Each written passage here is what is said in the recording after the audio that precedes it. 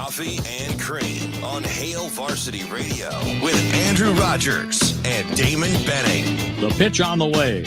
A swing and a drive. Left field. It's a gunner. A home run for Nolan Arenado off Adam Ottavino.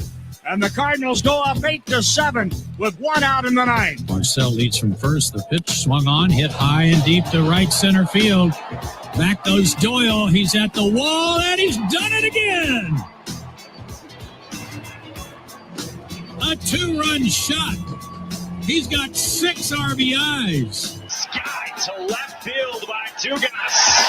See ya. LSU strikes first. In the front of your mind. First pitch swinging there. Ensley to deep center, and Cruz is back. And that ball is off the top of the wall and gone.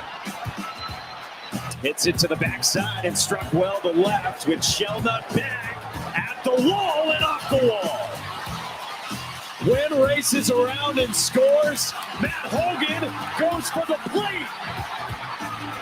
Inside the park, home run. It's a 2-run ball game.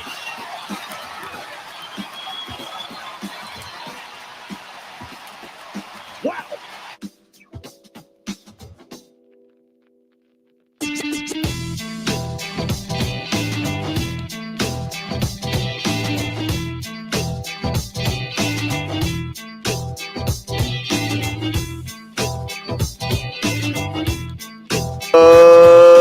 Good morning, everybody. Coffee and Cream in the morning on Hail Varsity Radio, powered by Currency DB.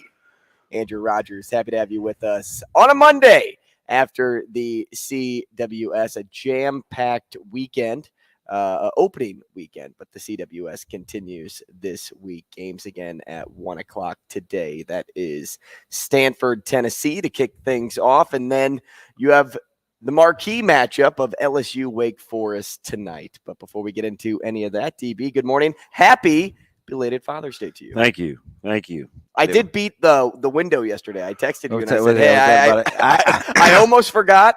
I was on my way. What were we doing yesterday? Had some buddies in town. And we went down to FanFest to get my dad a CWS T-shirt. I saw that. And did you give him the one that you had on social media? No, that one was mine. The Omaha shirt is mine. That's the team that's going to win it all. So they were the most exciting. But remember, the team that I told you for what they're seeded is really, really good with their arms. I don't know. Florida may be a problem. I thought the same yesterday. Still, they're just not a team that score a lot of runs. Oh. They can hit the stew out of the baseball, but every game was close. I believe every game but the LSU game was decided by 1 run. How about the bad luck, the Friday back and forth and boy, you hated to be either loser on the opening day, and you've got the sense if that was how the series, this College World Series is going to go. I mean, no lead after the 7th was safe. It has been tough in a lot of home runs, but yesterday, shoot, I didn't. Because you sent that about what, 8? Mm-hmm. Yeah. By the way, what happened to Beyond the Golf on Beyond Golf Friday? Did you not make? You never let me know. I said we were getting there at 5. Never even told me. I texted you. No, you didn't. Here we go. But so yesterday, off strong. It was just a normal day, and in the morning, right? Got my Happy Father's Day. I said also we'll be Beyond Golf from 5 to 9. Was that the one in the morning? No, this was at 1:25. Oh, so I didn't know. Like after you stopped, I didn't know if you were still like going to be on schedule. Oh, yeah, that was our tea time from 5 to 9. We had to be there. Oh, I guess I don't know how that place works. I thought you were just going to swing it. Oh no, we had to get a tea time and everything. Was it busy? No. We actually left at 8. Because the boys started to get tired. It was a long Friday. I saw a lot of that. Yeah, it was a long Friday. A lot of shenanigans going on. But I was like, I guess he's not coming. He must have gotten busy. A normal good morning, Happy Father's Day text from my mom, and got the little heart emojis. Then about 40 minutes later, she calls and she's like, I could barely understand her. And she's like, need to go to the emergency room. Come now. So I immediately hung up the phone, got dressed, and bounced. The text nobody wants to get. No, she actually called. And I couldn't. I couldn't. Way. Yeah. And I've, unfortunately had a little drama the last 6-7 years with my family, and so I'm obviously, between prayers and hitting 90 on the interstate, which I was still isn't as fast as Paul Skeens. Man. And confident too. I just was I was prepared to if I got pulled over, I was just going to be like, hey, just follow me. I'm just going right over here. But anyway, that's the first time I've ever called 911 because she called me back. And after 5 minutes, because I was in the truck, I just passed the Dodge Street exit. And she's like, you need to call 911. It's like, so now I'm really panicking, right? So I called 911. The lady she was so cool. I got to figure out who she was. And that my mom must have called at roughly a couple minutes later because she said, I think we have Mrs. Benning on the other line. And I was like, oh, okay. So I figured I'd had a 6 or 7 minute head start. Mm-hmm. Shout out to Fire and Rescue, the fire department. They beat me to my mom's house. It's an 11-minute and 46-second drive from my house. I had a 6-7 minute head start, not kidding you. And they beat me to my mom's house. Now, so they must have come from 102nd and Fort because she lives, she's right there, but still. So, those guys were fantastic. They were mob deep. There were probably 8 guys, and most of them knew my nephew, and he's on the force because he didn't know. He called to say Happy Father's Day, and I was like, I thought he was calling me because somehow he got the news, but I hadn't told anybody. The only person I had told was my oldest sister, and that was on the phone. So they called him. I said, hey, they'll give you an update. They said they'll call you in a little bit. So he was cool. The 2 nurses, because you've heard some emergency room horror stories, right? It's not always equipped, but man, they were way good. Didn't end up leaving until almost 3 though. Kind of how it works, though. So that's how the day was spent. If you go to the ER, you're there all day. She passed some stones, but she has some heart issues too. So we had to make sure that everything was all good. So I really didn't see the kids. Caleb was in Kansas City. I did my call. So everybody got out of character a little bit, but showed who they really were. Micah went first. That's just kind of his thing. It was early, 7:20. He's like, Dad, Happy Father's Day, whatever. Caleb uncharacteristically went there emotionally, an unbelievable text for him. But it was a text, right? Heart emojis. Mm-hmm. He's in KC. So I was like, oh man. And Maya, who's not overly emotional, but is probably the most mature, called. So she's out of her comfort zone too. So I was just but I didn't really say anybody until almost 4. So that was and I already don't love the holiday, right? Obviously. So, it's just bittersweet. Right. So it was weird. It was a weird day. So you didn't miss anything. I ended up eating Chinese. Oh my goodness! Yeah, you didn't cook. No, that means your day was jammed. It was just to the brim, and you were probably in your own headspace. Yeah, there was just a lot going on. But after Friday, just the level of excitement in those games, it was such tough luck. Both losers were probably kicking themselves, especially TCU. Just the improbable. You're talking about Taylor's error, or because I felt like Virginia would feel worse. I meant on Friday against Oral when you're up 5-2 going into the but did you feel like they had earned the lead? In the 8th? When they went at Yes. 5. I didn't. You get a plunk batter. Guys walked 11. He walks 2. He hits a guy. I didn't feel Neither like team was hitting well. Like you no, could tell it was kind of jitters were sleepy. there. But I know It Taylor's was kicking hot. himself Oh, over my that. goodness. It was such a hot Friday. Oh, it was. Yeah, there We're was down a a third pace line. Just that was a thick 92 degrees. Mm-hmm. And I had 1.5 for TCU. So thanks. ORU. And then, I mean, what a game though. Both games. I think so far the series hasn't really disappointed. Then we were at the Wake Forest Stanford game before the fake delay. Hey, how steamed were you? Where was I? Didn't.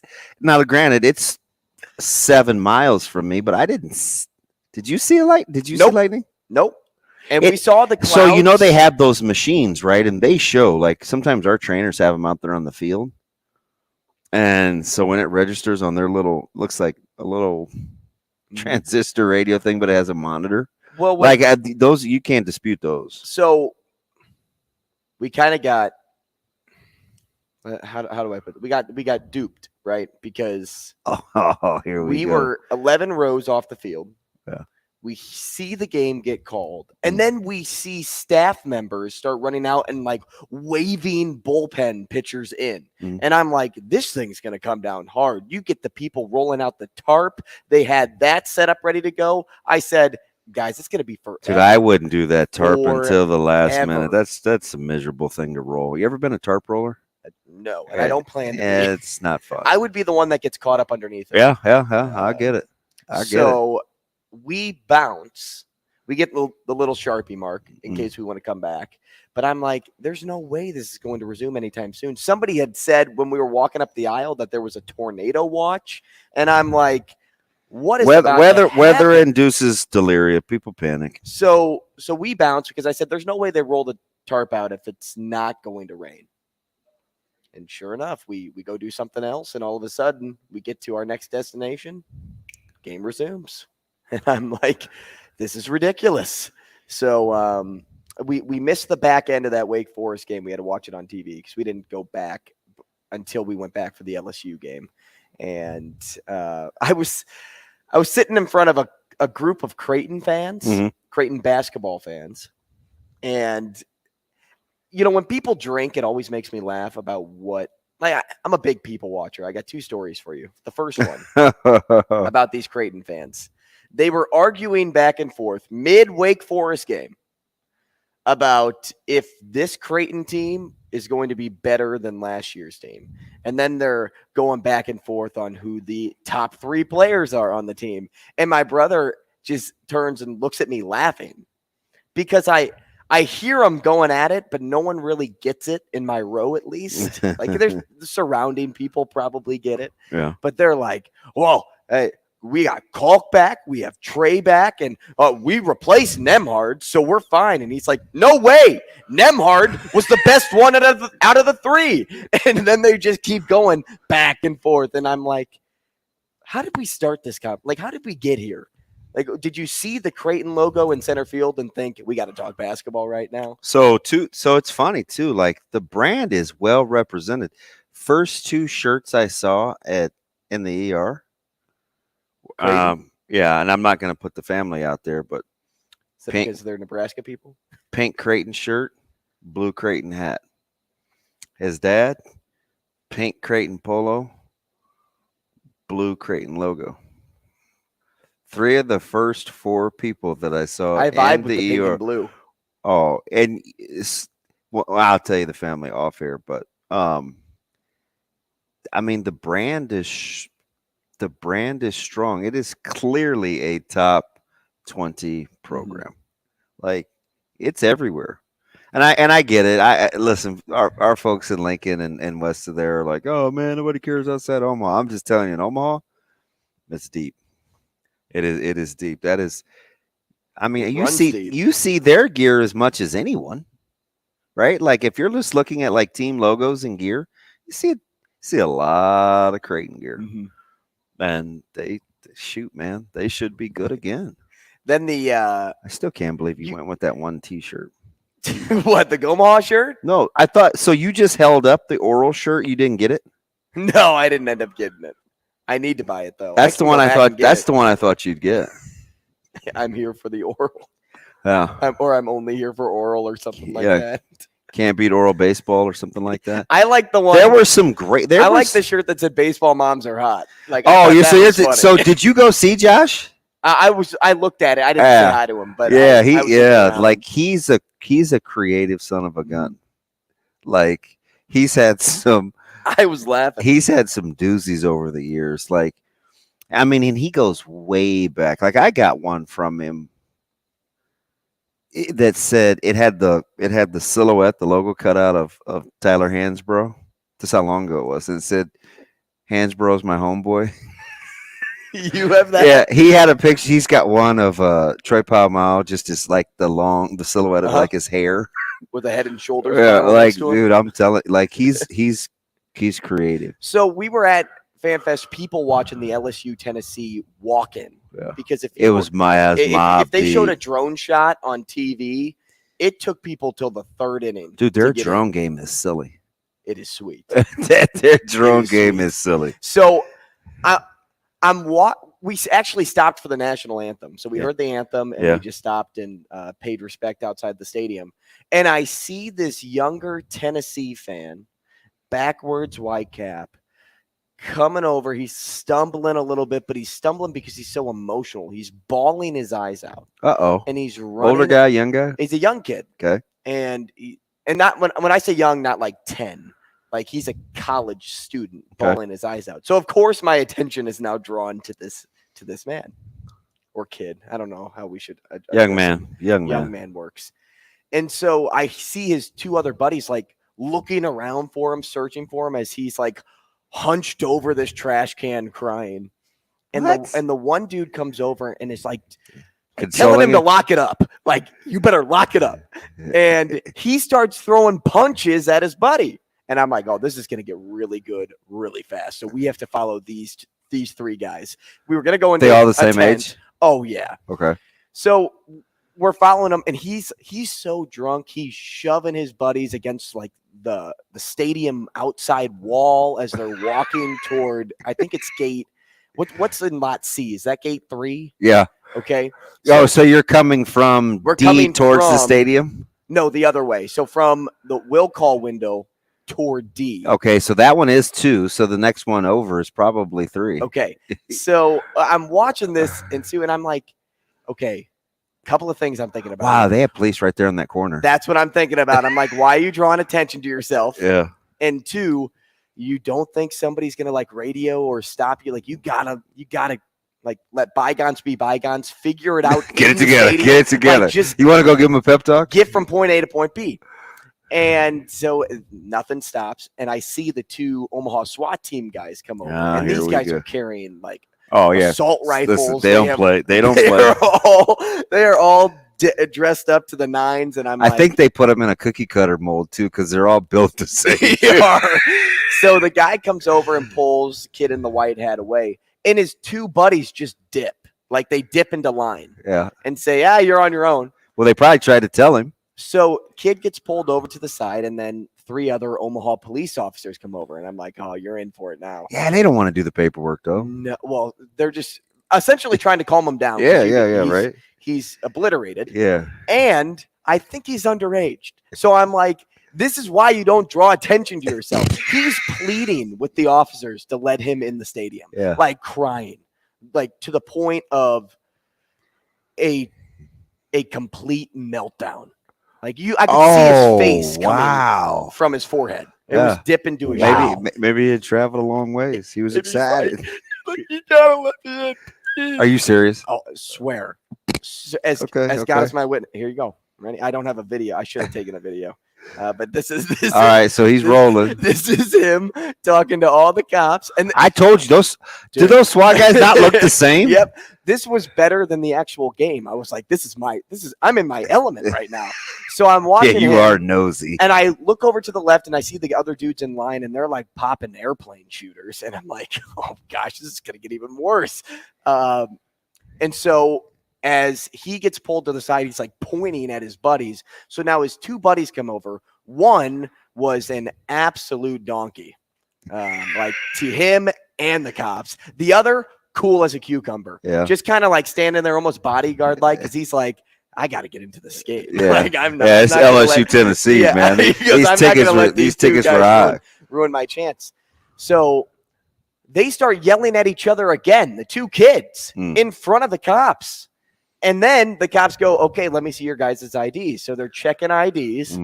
And to the guy that was being an absolute jerk face to his buddy, to the crier, the cops holding his ID for probably 5 minutes. Okay.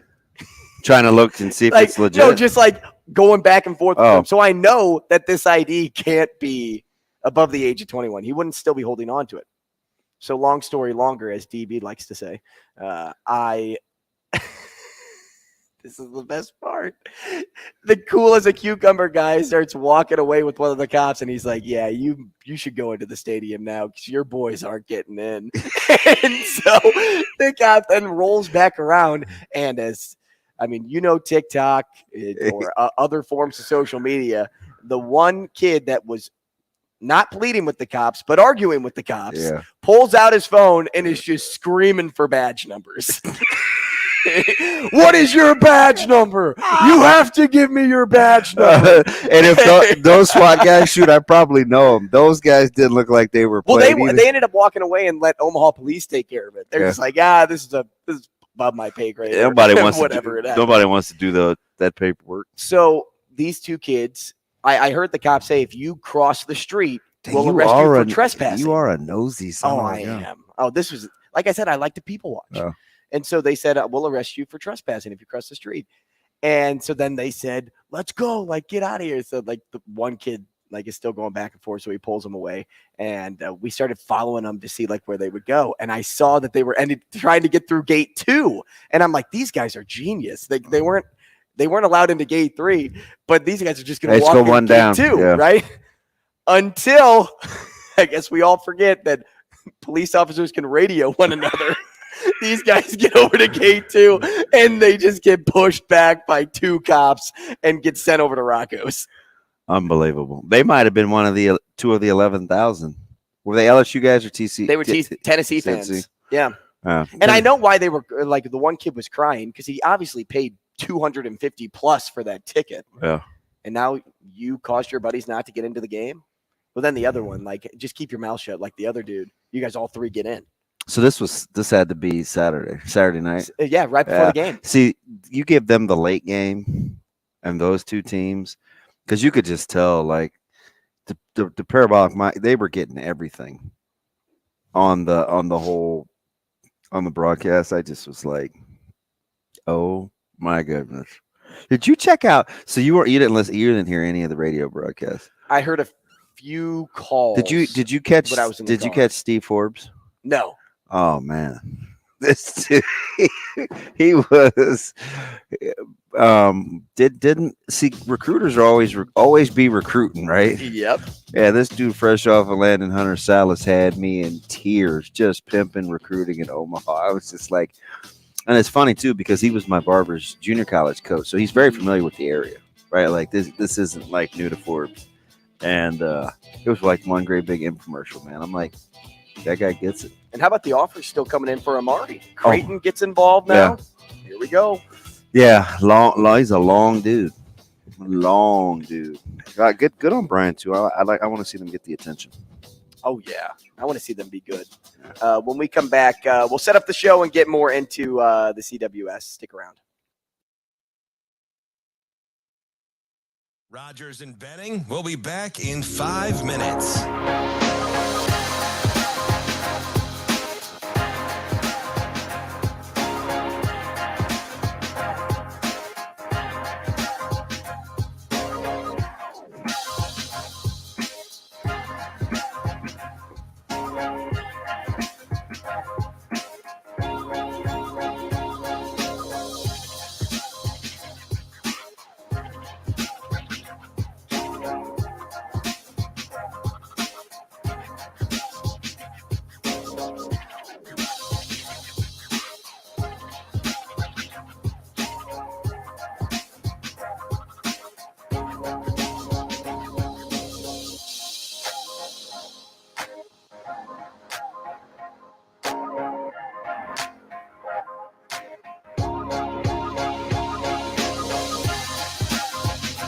Rogers and Benning will be back in 4 minutes.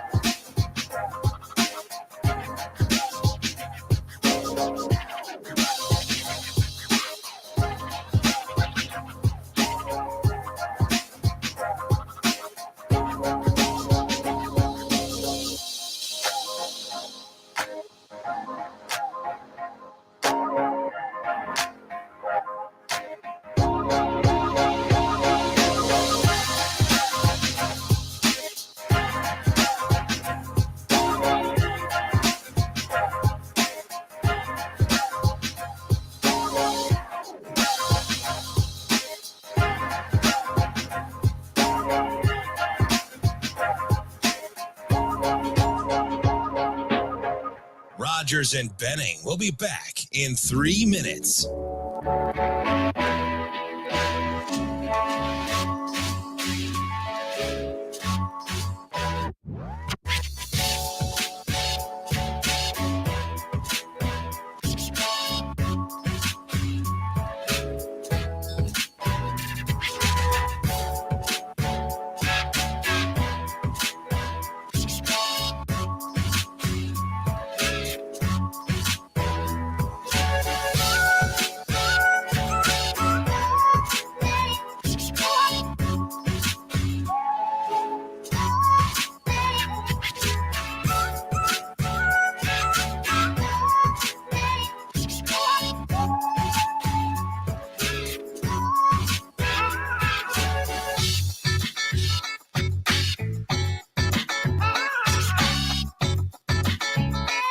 Rogers and Benning will be back in 2 minutes.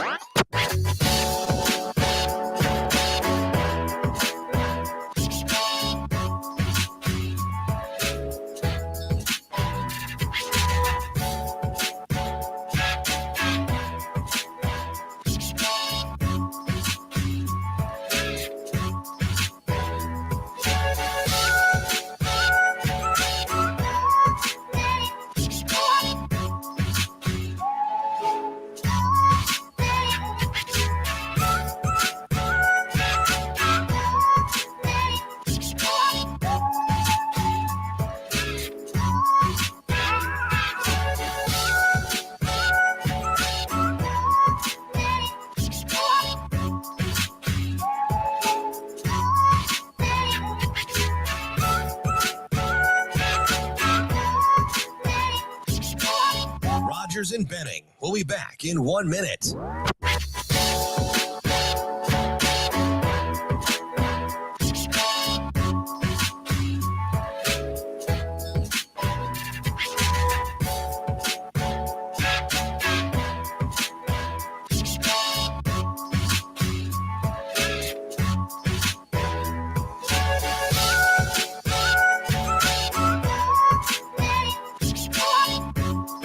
Rogers and Benning will be back in 30 seconds.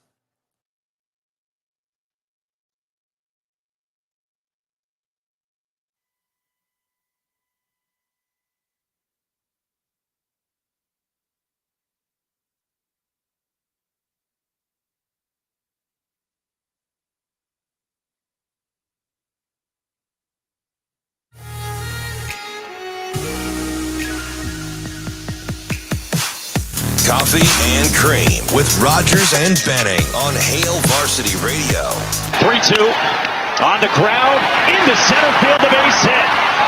Scott races around and scores, and the balls are on the board in the 8th inning off Paul Skeens.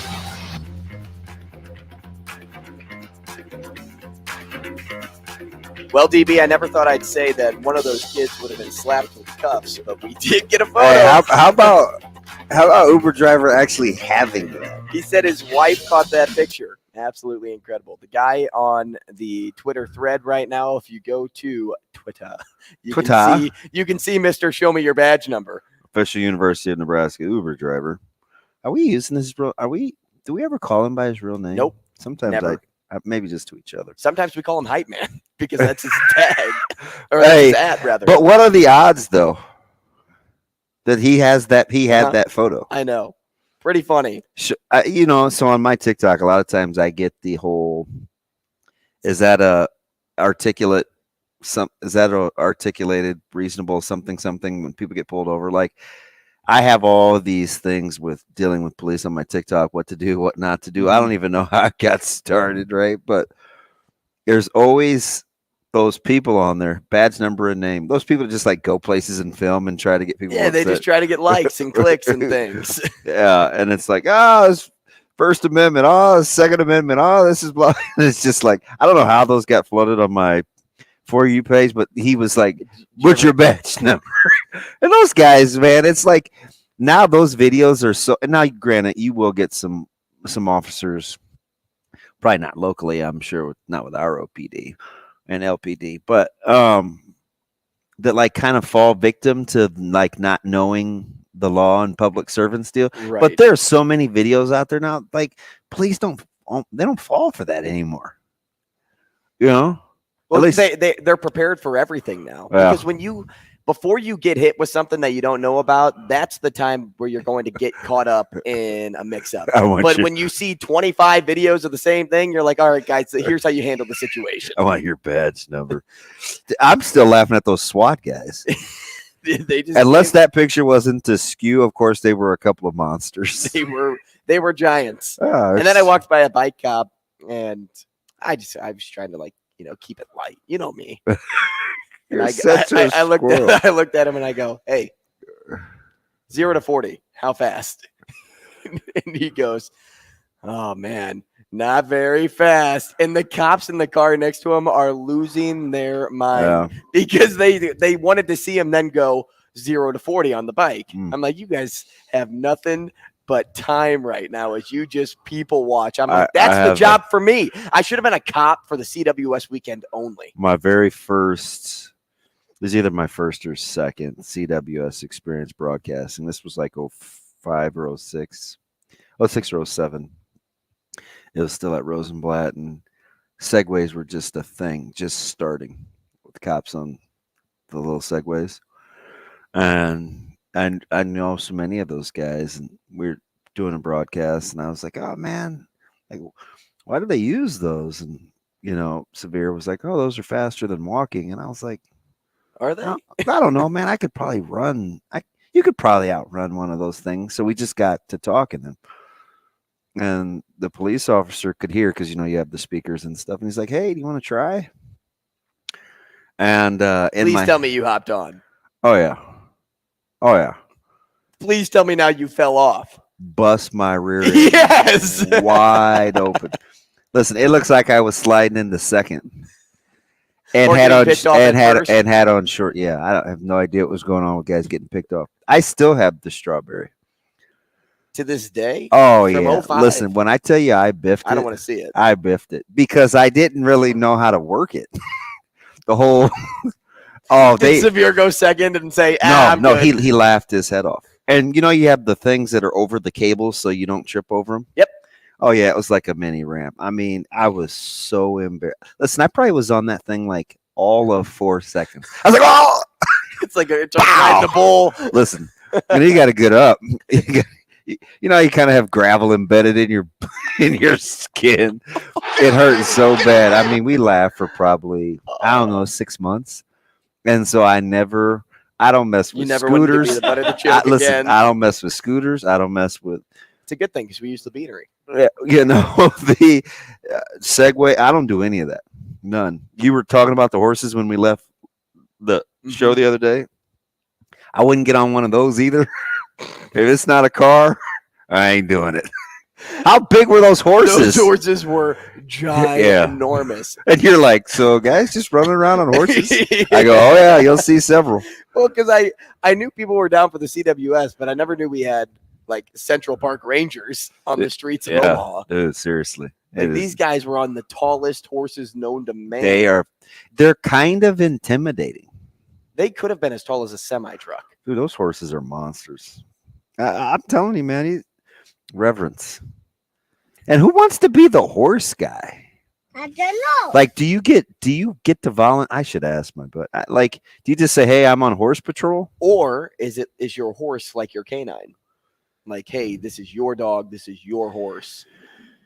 Yeah, I saw a story on TikTok. I don't know if it's true because I'm beginning to think that there's a lot of sensationalism for clicks on TikTok, but they found remains in a police dog. Oh. Yeah. Oh. Yeah, I was like, I should Google, and then I forgot. And I never went back to it. But, man, CWS is wild. It turns into like amateur hour.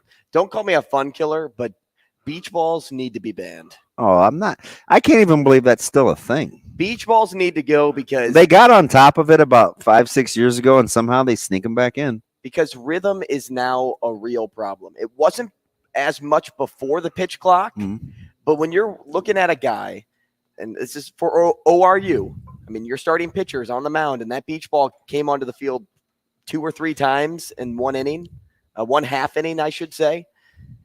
He's battling the pitch clock. He gets 20 seconds to throw, so he's developing a rhythm. And then every time the beach ball comes, he has to stop and wait for you. And this was with a 1-2 count, and then his next pitch is just a meatball. I think we figured out, though, that they're pretty good. ORU? Yeah. Yeah.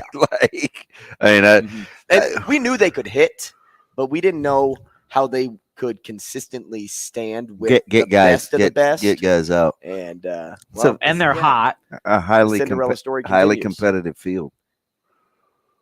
Highly competitive field. And then, as you said, LSU put away 11,000 Jello shots. I'm just looking at they're almost at 12K. Couldn't believe Virginia was the team that got bounced. Tough breaks, boy. Both of us thought, hey, they could be in the championship. Yeah, sneaky, and just couldn't get the timely hitting and couldn't stop the bleeding in the 9th. I mean, and a couple bad innings, and you're going home. They had earned better. They had earned better than 2-Q, but somebody's got to do it. Yeah, and then as you said, Florida is now as much as they're a favorite to win, they are still a little sneaky, in my opinion. I don't think enough people are giving them the credit. They deserve. How about how in just one weekend, LSU turned into the team to beat, like Wake Forest? That whole complete thing. People are giving them too much credit, though. LSU? Wait until tonight. You'll see the starting pitching, and you'll say, okay. Like, we fawned over Skeens. Dude, he was so nasty. The movement on his 2-seam fastball is so unbelievable. He rides that thing in on your hands. If it wasn't that kind of composite, those things would split. I mean, that guy's going to be a bat splitter. How did Florida overdo their mound visits? Like, how do you miss that? You put your all-American closer on the bench with the bases loaded because you guys couldn't count to 7? Yeah, well, I mean, that's where you need some assistance, too. Well, they also only score 5 runs a game, so I'm not surprised they can't count to 7. Quality control, bro. So everybody needs the count guy. So who's the next team to go, Stanford or Tennessee? Stanford is so battle tested. But I think aren't they starting Quinn Matthews today? So we'll see 170 pitches from him. I just don't know how Tennessee can make a living just waiting for the timely bomb. Just situationally, they leave a little to be desired. But they hung around, and they have the pitching to do it. Yeah, well, they have the arm talent. Yes. So we'll see if it can come through. Who do they go with today? Did they go with Beam? Well, I think you have to, don't you? Maybe. I mean, he's number 3 for them. Andrew something or other. What's his last name? So for them, that's tough. Beam's been the hotter of the two. I like Stanford's fortitude, but Tennessee. Next game you have to play Wake Forest or LSU. That's okay. You're not even thinking. I'm one game ahead. Yeah, you're not even thinking about that at all. I know what DB is thinking about, though. He's thinking about how he could have taken Wyndham Clark on. I'm still mad. Thursday.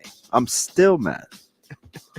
Unbelievable. We'll go through who won the U.S. Open Pick'em next. Stick around.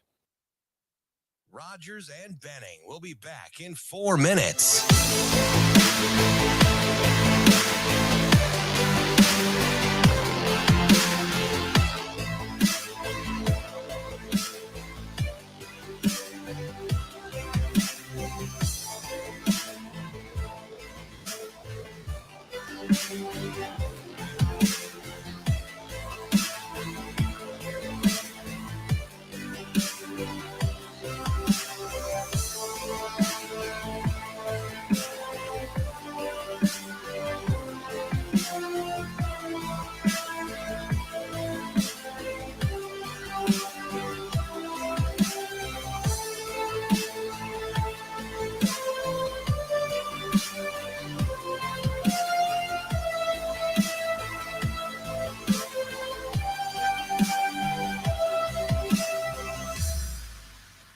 Rogers and Benning will be back in 3 minutes.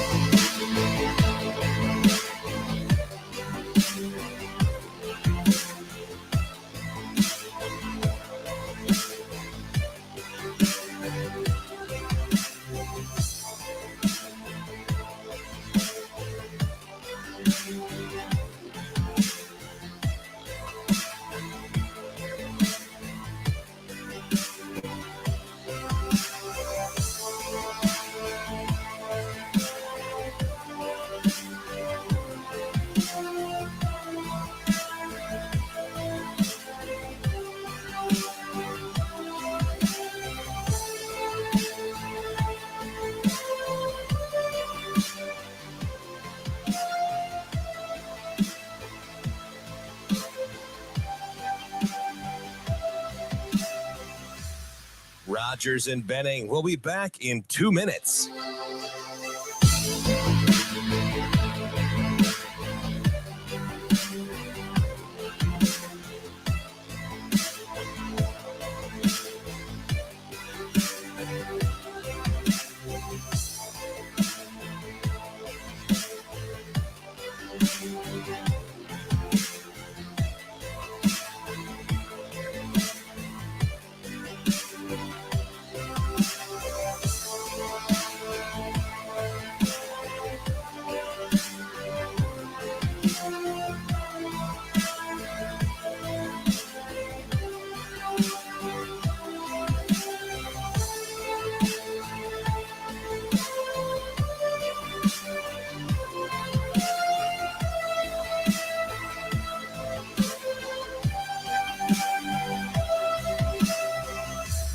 Rogers and Benning will be back in 1 minute.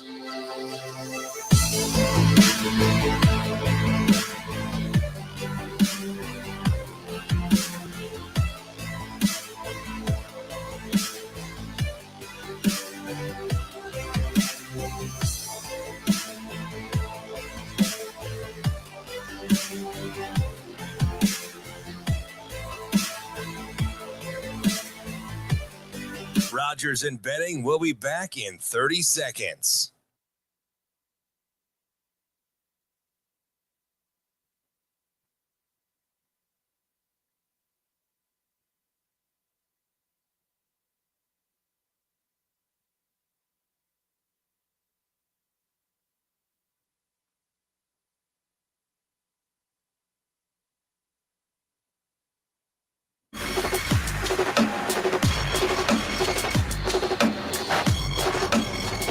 Coffee and Cream with Rogers and Benning on Hail Varsity Radio.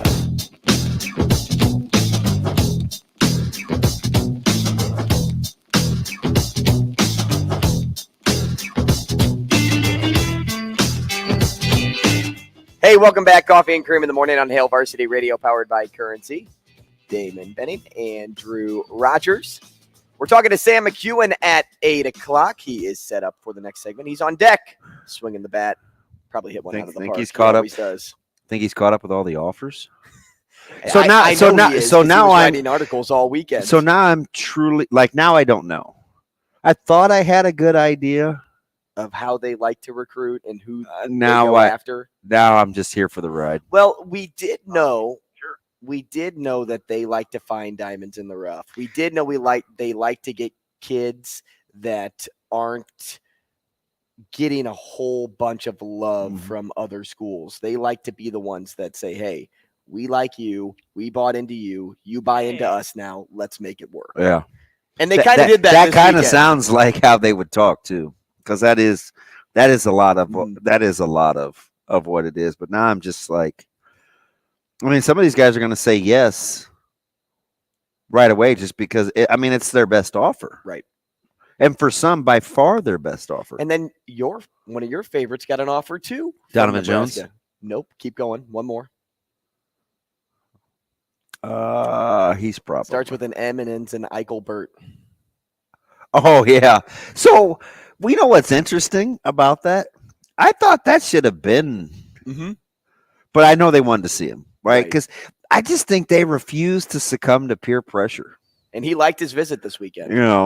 No, he's going to be tough though. I think Bert's going to be tough.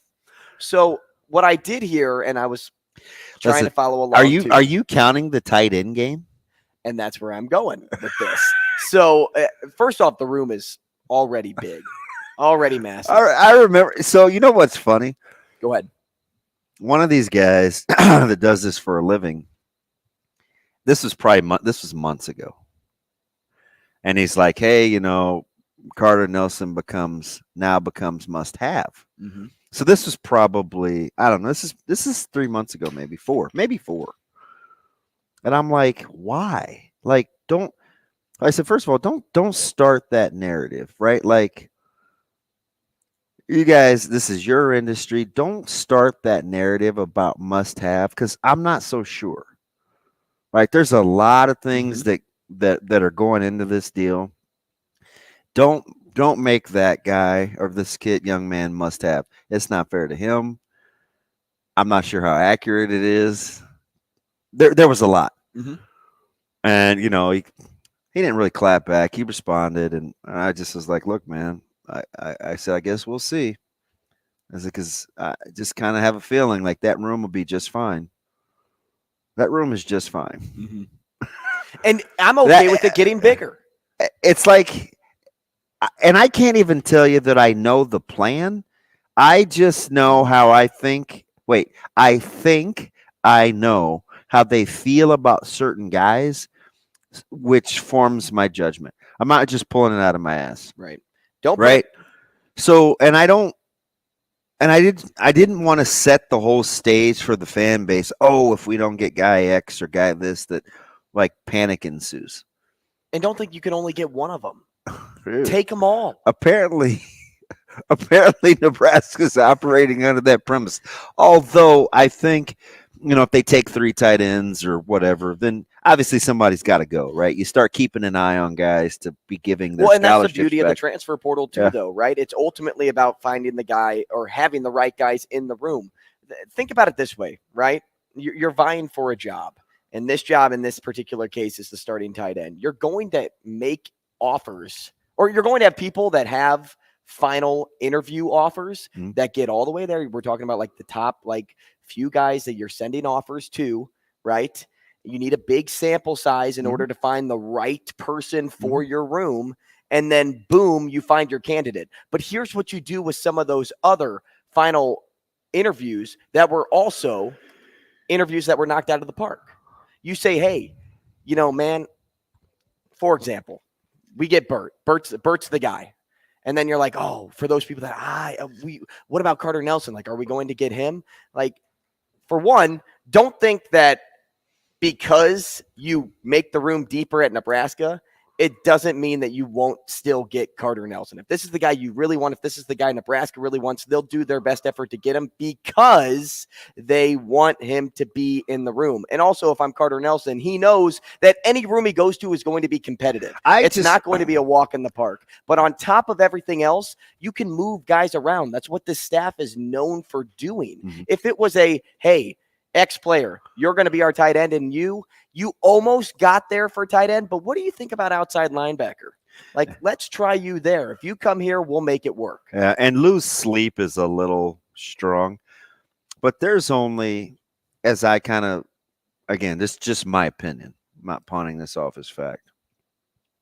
I get the sense there's only a handful of guys that they would lose sleep over, and that's no disrespect to the players' talents, to anything other than, and we'll see if they're right or not, because I don't know. They just appear to be supremely confident in their ability to develop. And they're starting out with the loyalty thing. They'll make the rest work because I think they think that they can have success. Now, that's risky, right? Sometimes you have potential employers that kind of have a plug-and-play mentality, and you maybe don't feel as valued, but they come off in such a way where you're like, oh man, if I'm with these guys, I think I'm going to be okay. I wish they valued me a little bit more. Right? I mean, we've all been there, right? Yep. And I think that's kind of Which, by the way, I got to tell you about Playfly. Oh, no. No, it's all great. It's all, yeah. Oh, all good in the hood. All good in the neighborhood. But anyway, so I just think that's their mentality. So if you're being recruited, this is hard because you're young men. You can't get in your feels because I think they're going to tell you the truth. Oh, they will. And they're not going to hold you've back got to either. be able to ingest it, do with it what you will, and understand that at least I know. Mm-hmm. Right? Like, and more times than not, we've seen recruits come out and say, I liked that approach. Yeah. I liked being in the know. Now, can you do with the information what you will? See, I was pumped over, the Donovan Jones offer because, as I said, this was months ago. But one of the things I liked about, and there's a couple of other Power 5 schools that like him too, that are pretty close. He doesn't need a babysitter. Like Those are your type of players. Listen, he and I knew as soon as Caleb retweeted it, like he was pumped because they've grown up together, went to the same middle school. His dad was my neighbor, supported, coached at the school that I used to coach at, supported. I called him on Saturday and I said, hey, this is weird because you're a peer. I said, but I'm proud of you as a parent because his dad was a good player. Knows the game. He's watched schools a long time, has watched the Metro. And sometimes as a parent, you see things happening and unfolding around you, and you get the sense that it's either not fair or not right, or you kind of know, and you don't want to succumb to the hype, and other people are, and you just have to stay the course. You put your head down, you keep parenting, you keep investing in your family. And I think he did. And I wanted to tell him that. I was like, it's late Saturday. I said, your family, like I am proud of how you handled this whole deal. All sorts of players at Omaha North getting recruited around Donovan and not Donovan. And he just goes to work. And I'm a little biased, just because I've known him for so long. But a lot of those guys I've known their families. But also, to anybody else out there that wants to know a little bit about this staff, like something else that may be a little new, they have eyes in the back of their head. Oh, they're looking in the peripherals. They're looking behind them. If I'm talking to you, I see three other dudes. It's how they do it. And they're gonna ask, "Hey, who's the kid on the over by the dumbbells?" Like, who's that guy? And there's like these core attributes that they're looking for that may not jump off the page at you. And listen, again, I don't know, like if this is what kind of dividends this is going to pay or yield, but I do know they have conviction in what they're doing. Right. We started to get the questions a couple weeks ago. God, what are they doing with all these camp offers? And I'm like, hey, I don't know. I really don't. I do know that they like to see people in person. I do know that there's a certain level of energy and commitment that they strive for, right? That's why they have the commitment continuum. Like they have a formula and they just see how it fits in the equation. I don't know how that's going to work, but I do know that it isn't willy-nilly. As we get through the show, there's one thing that, and I'm going to hit DB at home here because this is his guy.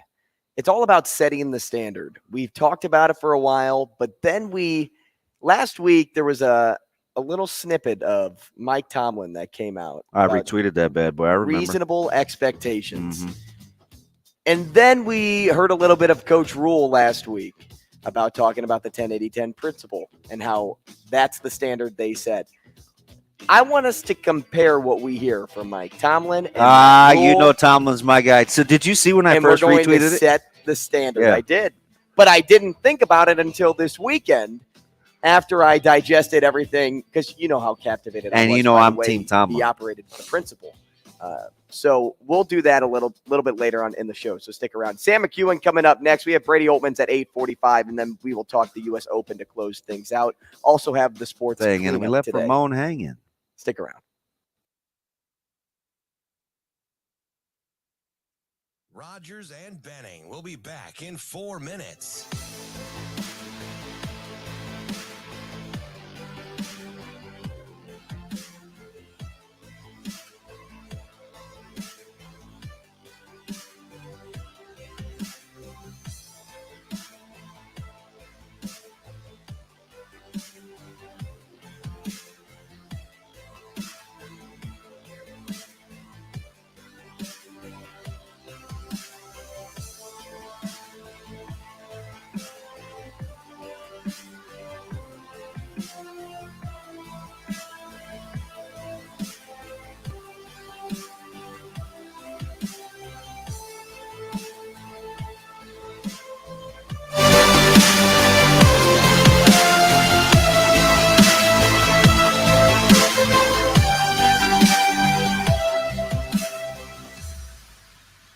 Rogers and Benning will be back in 3 minutes.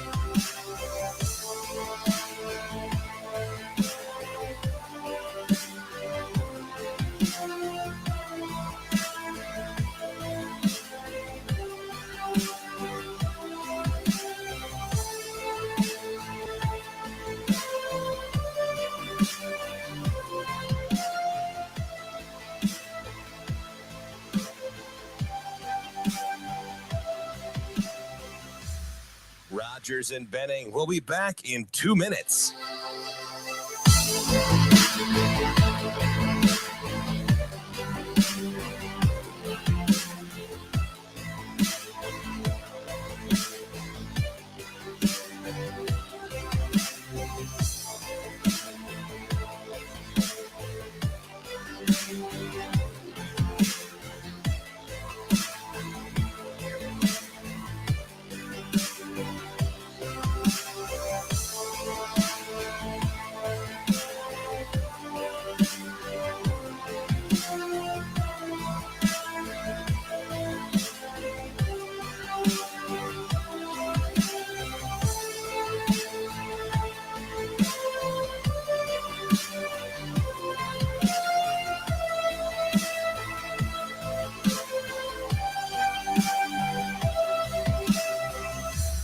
Rogers and Benning will be back in 1 minute.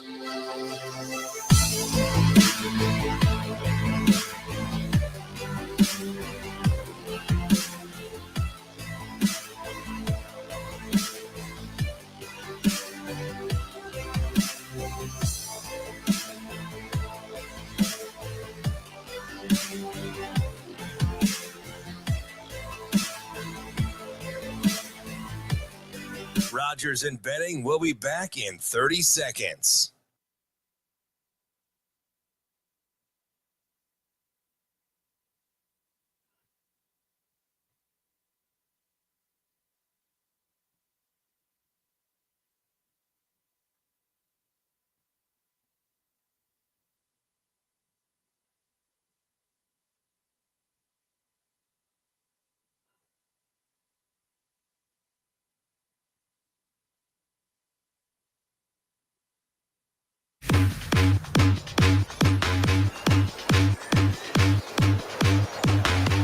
Coffee and Cream on Hail Varsity Radio with Andrew Rogers and Damon Benning. Was here yesterday as well. This sky to left field by Dugas. See ya! LSU strikes first.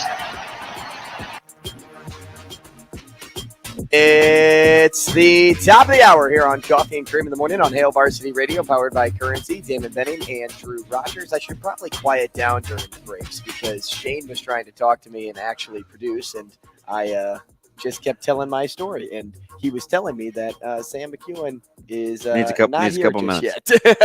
So Sam needs a couple minutes. Sam needs a couple minutes. Sam needs a couple minutes. Sam will be a couple minutes.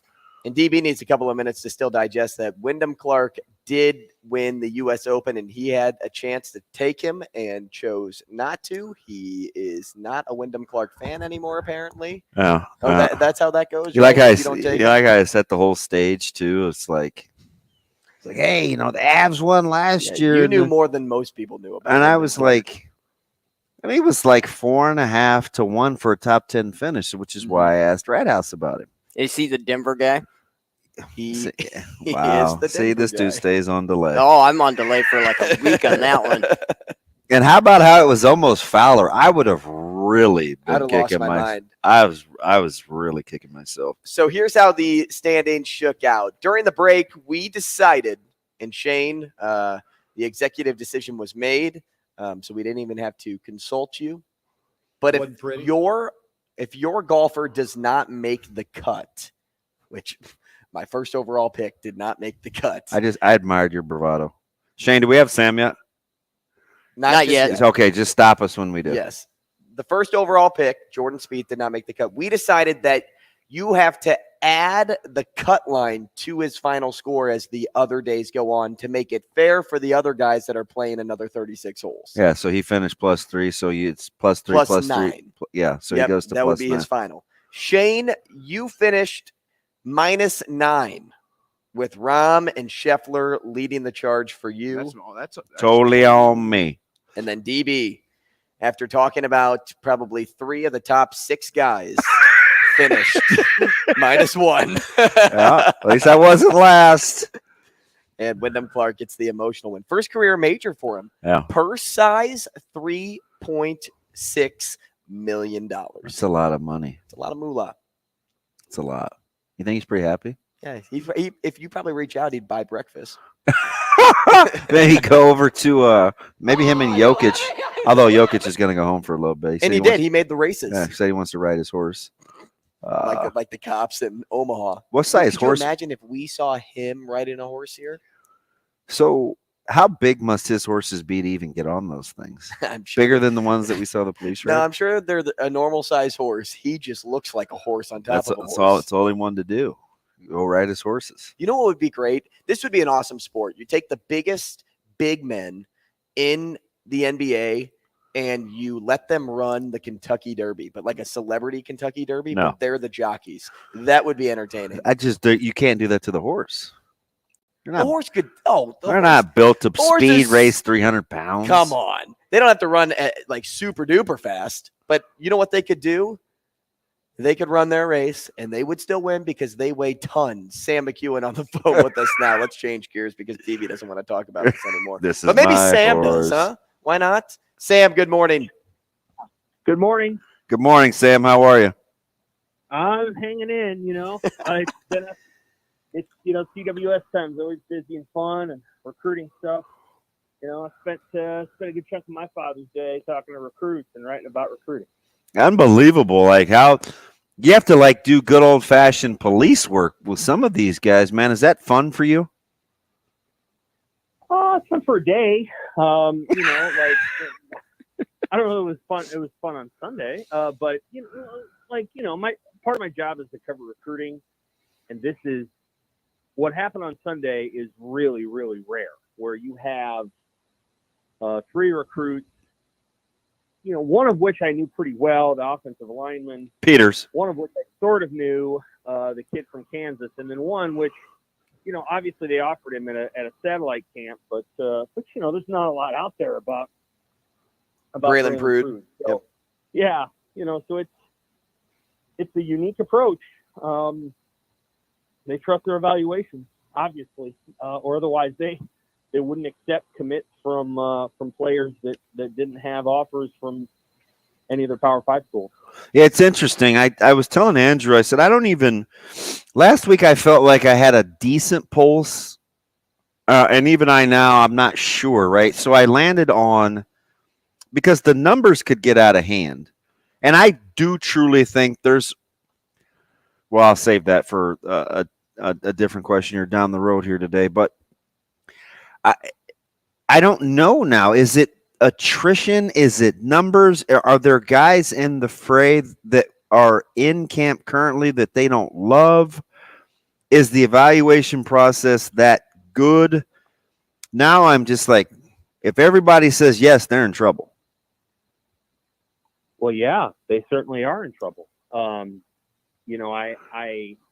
assume at some point they're going to say, no. Now, one of the things that Callan Bardis yesterday is, he said that Nebraska basically said, you have an offer if you commit, but you better commit fast because there's only one spot. Now that's the way he related. I don't know exactly how they said it to him, but that's, so that's interesting. He basically had to come up and get the spot. Now I don't know. He's at corner. Now I don't know if Donovan Jones is taking a visit. Braylon Prude strikes me as more of a linebacker. I agree. I think he's going to, grow into something else. I'd be very surprised if he turned out to be a corner or a safety. So they're putting him in a different spot. But yeah, I mean, I always think it's good to have a second class that's very large, and that being what I call the regime change class.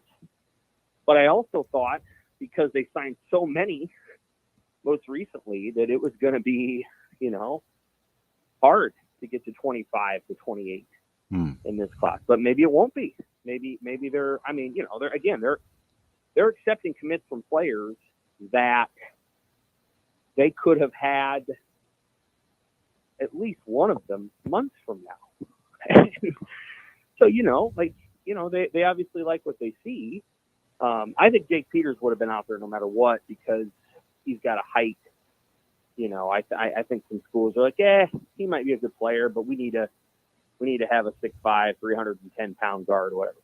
And Callan Bardis was probably going to be, vacuumed up here in the next 2 or 3 months. He's a good player. But Nebraska's taking these commits now, and it's pretty interesting to me. We'll see what there's another guy, Donovan Jones, and then there's Evan Taylor, who might commit, and he's got a Rutgers offer, but my good, these are players that, again, Nebraska's not competing with Georgia and Tennessee for these guys. They're, in the case of Braylon Prude, they're competing with Eastern Illinois, and Eastern Illinois is nowhere near Texas, so it's an interesting situation for sure. Sam, stay right there. With a player like Prude and the other offers that surround him, obviously Nebraska is the premier one, but is there ever a worry that other schools will get involved, maybe schools that are closer to home in Texas, and they could steal him as a commit because Nebraska put the attention on him? Like, do you think Nebraska's going to fall into that mix more often because they do like to play discovery more than jump into the sweepstakes with a bunch of other schools? I think that's entirely possible. Nebraska, after all, offered Eric Ingwerson after he committed to Pittsburgh. Nebraska offered Michael Burt after Iowa offered him. Sure. So yeah, I mean, I think it's all fair, in recruiting, and so yes, I think there's a chance of that. I don't know that Houston would necessarily be the team, and he's close to Houston. It might have to be an SEC team, of course, a team like Texas A&M or Texas or Mississippi State or LSU. Of course, that would give a kid like that pause. He would be the one that I think of and think that's the player that could be most likely to do it. I don't think Jake Peters is going anywhere. I don't think it matters if Iowa offers or not. I think he feels like Iowa had a chance to do that and he chose not to based on his height. Bart is in. I mean, I think he's going to stay at Nebraska. So, I suppose Oklahoma could come up, and Brent Venables, who recruits the state of Kansas really well, could bend his ear, and that's always possible. But I would be surprised if Florida left the class. Prude is the one that you just think, Texas A&M rolled through. You never know. It's interesting.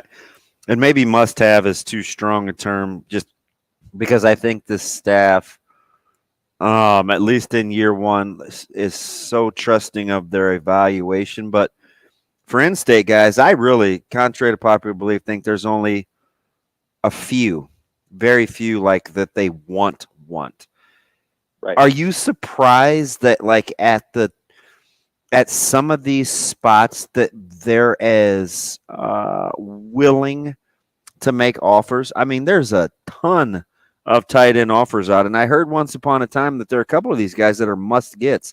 I'm not sure Nebraska feels like that about very many guys in this class in state. Well, there are a lot of offers out. This is a good year for the state of Nebraska, and it's going to be good years from now on for tight ends, for sure.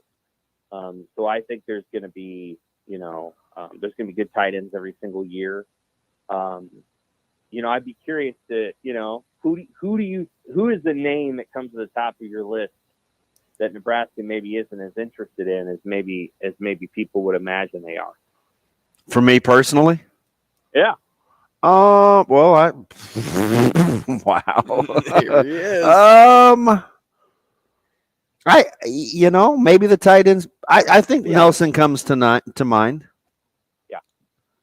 I think Nelson comes to mind. I think, I wondered once upon a time about Hall, but they put that to bed. Yes, it is. Right, because I think I told you about that one earlier. I was like, yeah, I'm not so sure they take both guys from Bellevue West if they take one. You know what I mean? Yeah, I think and Hall, I think, is going to be a good player somewhere and needs to find a spot, and I hope he does. It's such a weird case because physically he's so gifted. Oh, yeah. Yeah. I mean, like, what's not to like about him physically? Yeah, I think there's going to be a spot for him at a Power 5 school. I don't know if that's going to be Tennessee, but I think there'll be a spot for him. As it relates to Nelson, I think he's an interesting player. Certainly would be an asset to Nebraska offensively. He's 6'4.5", 6'5", 205, so you're going to have to put weight on him one way or the other. Like you're going to have to, get him 25, 30 pounds upward. Whereas a guy like Burt, who just visited, you don't have to put much weight there. It's 6'5", and it's 225, 230. So you're probably looking at maybe 15, 20 pounds. You and I are in agreement that between of all the tight ends that have come out of Nebraska in recent years, I think Bramer is the best. Yeah. Caden Helms could be a very good player at Oklahoma, but I think Bramer was the unfortunate departure. And if you stand next to Ben Bramer, which I've done, and two of you, you'd be like, oh, okay, so you're 6'7", and your hands are, 12, 13 inches. I mean, they're huge.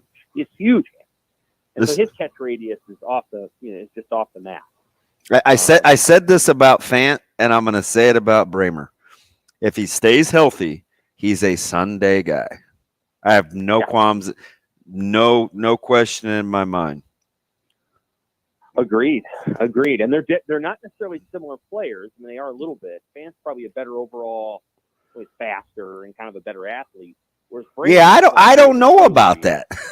Fant was, and Fant tugs at my heartstrings, right? I mean, but similar size. Bramer's a little taller, obviously. They both were lean. Fant didn't put up the huge numbers as last year at South. He was explosive. He had the kind of the recruiting story when he wanted to go for basketball, and he had the back and forth with like as far as their athleticism, I kind of think they're similar. Fant may be a little more explosive vertically, but Bramer gets to where he's going in a hurry when he puts his foot in the ground. He's very underappreciated in that regard. Bramer's he's fast too.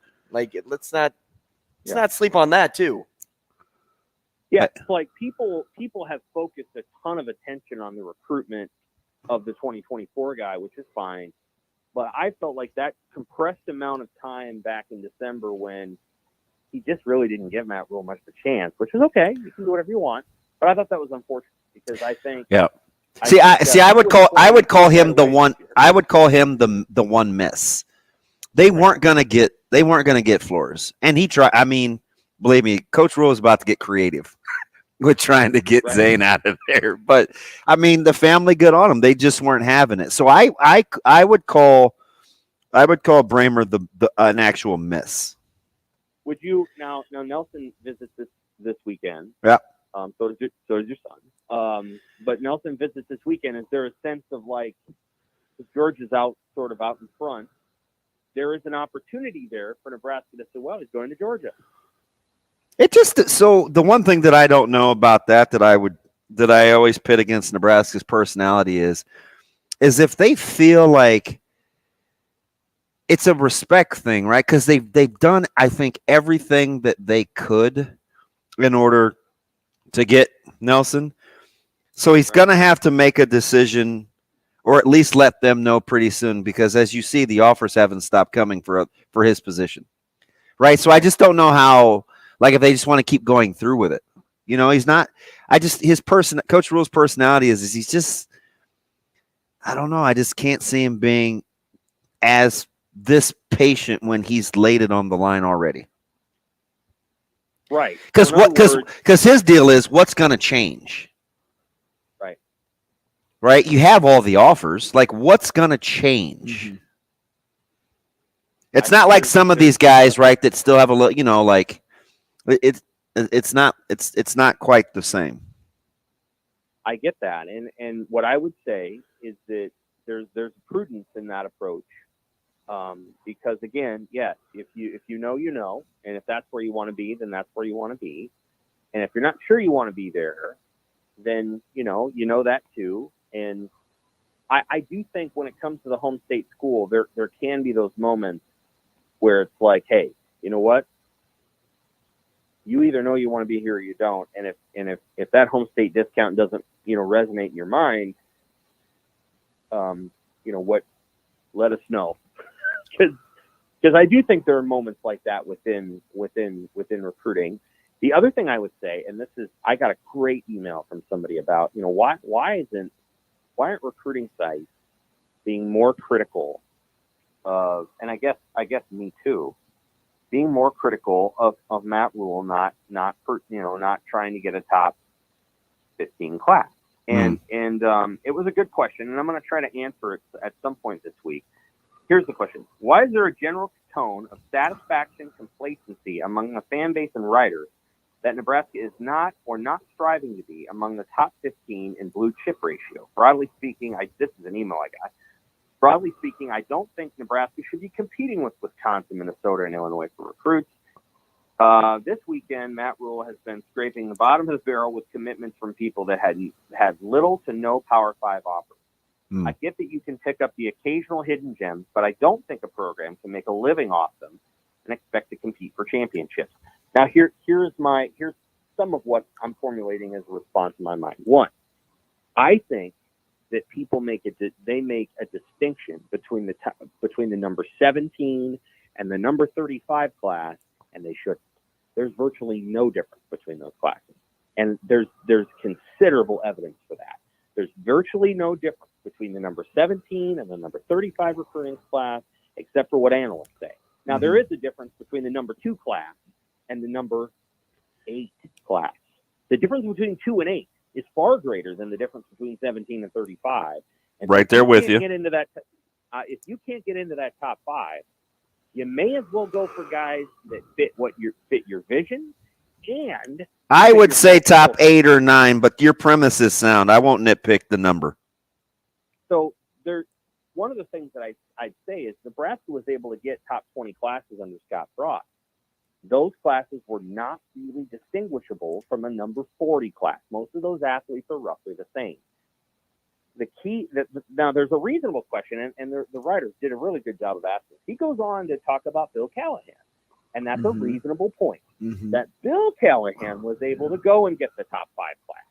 And he was able to get some of those kinds of players that did, for a short period of time, help Nebraska win, back-to-back divisional titles. And so there's an argument to be made there. But I would say, you know what I would say to that, Sam, is this: if you get Coach Rule 4 years removed after playing in a national championship game like Callahan got Nebraska, he could yield similar results. No, so my response to that would be, and I'm not making excuses for Coach Rule. I'm just telling you what it is, because I know, at least have a good understanding of what some parents and players have said. You just haven't won in so long. And Coach Rule and that staff will say, I just need you to trust me. But you've also heard Coach Rule say, listen, I get it, right? There's such a stigma, a toxic vibe to saying yes when you haven't won, because you guys have been jaded. We have to win to overcome that. So if you back that up and only put him 3 or 4 years from playing Miami in the Rose Bowl, it may be a different vibe. I think that's a good point. I think that's very fair. Also, he doesn't have John Blake. And John Blake played, obviously, a crucial role in getting Ndamukong Suh. And without John Blake, there's no Suh. And Suh was the best of all of those players. Marlon Lucky was not. And look how long it took for Suh to turn into Suh. Right. It did. It took 4 years. And I think Blake had a lot to do with Marlon Lucky, too. I think there's a sense of what I try to tell people is there's kind of a top 100, and recruiting services do a hell of a job of they protect their top 100. They do. They do a really good job of saying this is a big deal to be in the top 100 or the top 50 or a 5-star, and they've spent a lot of time on the top group. Between 110 and 400, they're pretty much all the same in my book. There's some gems, there's some busts, but that bust might come at 111, and that gem might come at 499. So then I go top 100, top 500, top 1,000. In other words, the guys that are sort of below the 3-4 stars, and then after 1,000. And at this moment, Nebraska has, and I don't think this is an exaggeration, I think they have 5 commits that are like past the top 1,000. The 3 guys they got yesterday, the punter. Now we don't really count the punter, but the punter, Camden Cook, and then I think maybe one other guy that might be, and I'd have to look at the list, but there's probably one other one in there that's outside of that top 1,000. Nebraska's going to have to develop the heck out of their players. Yeah, it's the bottom line. Yep. Sam, you always got us thinking. We appreciate you, man. There's a lot in there. Sam, I appreciate it, buddy. We appreciate you. Take care. That's Sam McKewon, sports editor at the Omaha World-Herald. This weekend was by far and away the most disappointed, at least in my inbox, that I think the fan base was. And I don't have a good pulse on the why yet. We got to get into that, Lo. I've got one question for you. Okay. And all those that ask what a top 15 class should be and why don't we have it? Does it lead to wins? Think about that. We'll find out. Rogers and Benning will be back in 5 minutes.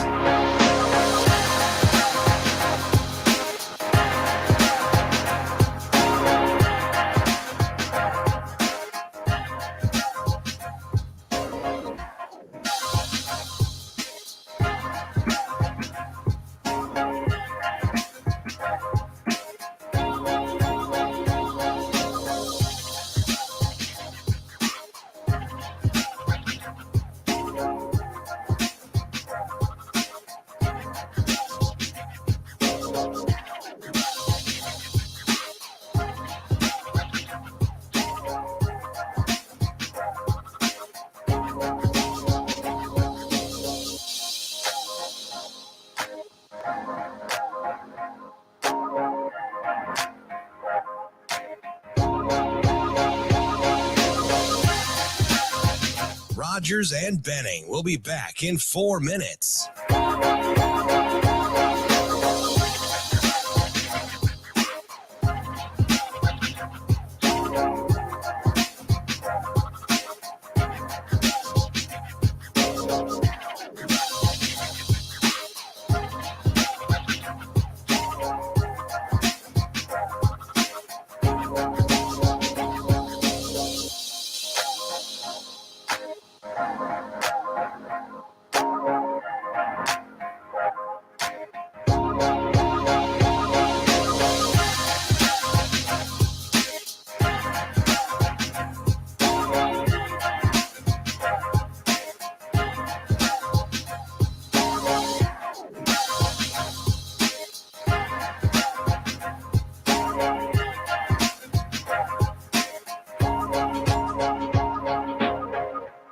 Rogers and Benning will be back in 3 minutes.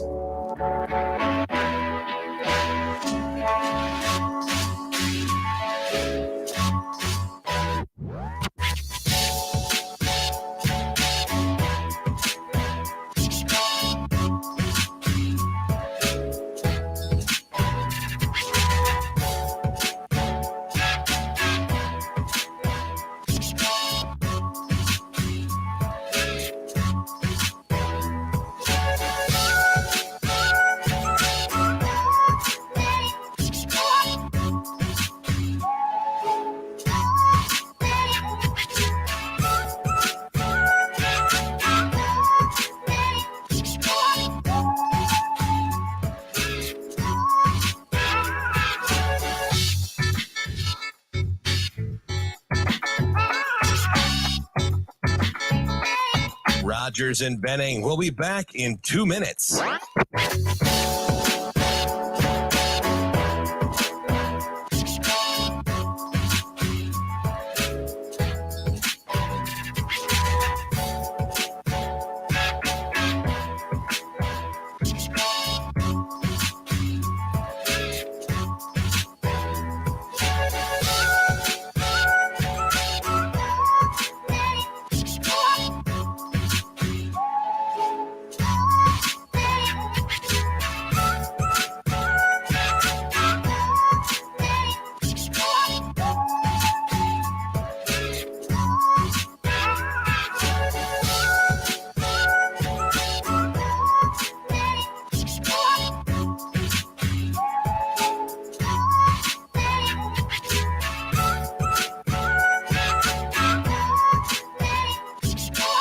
Rogers and Benning will be back in 1 minute.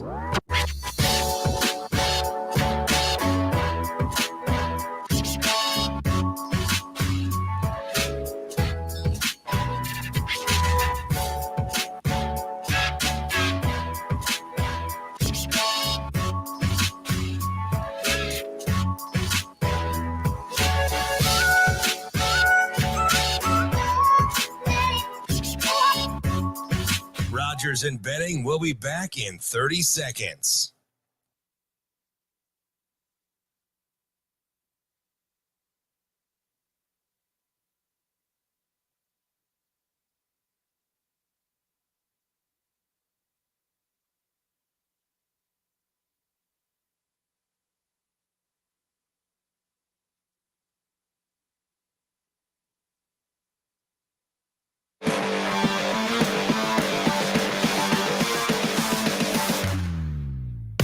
Coffee and Cream with Rogers and Benning on Hail Varsity Radio.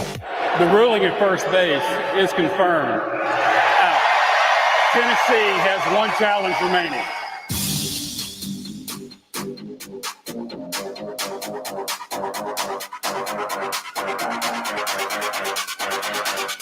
I'm still beside myself on how many kickoffs I've seen at first base. Like, I don't think I've ever seen that many. Wicks was sweet, though. And I've broadcasted a ton of games. Oh, I get it.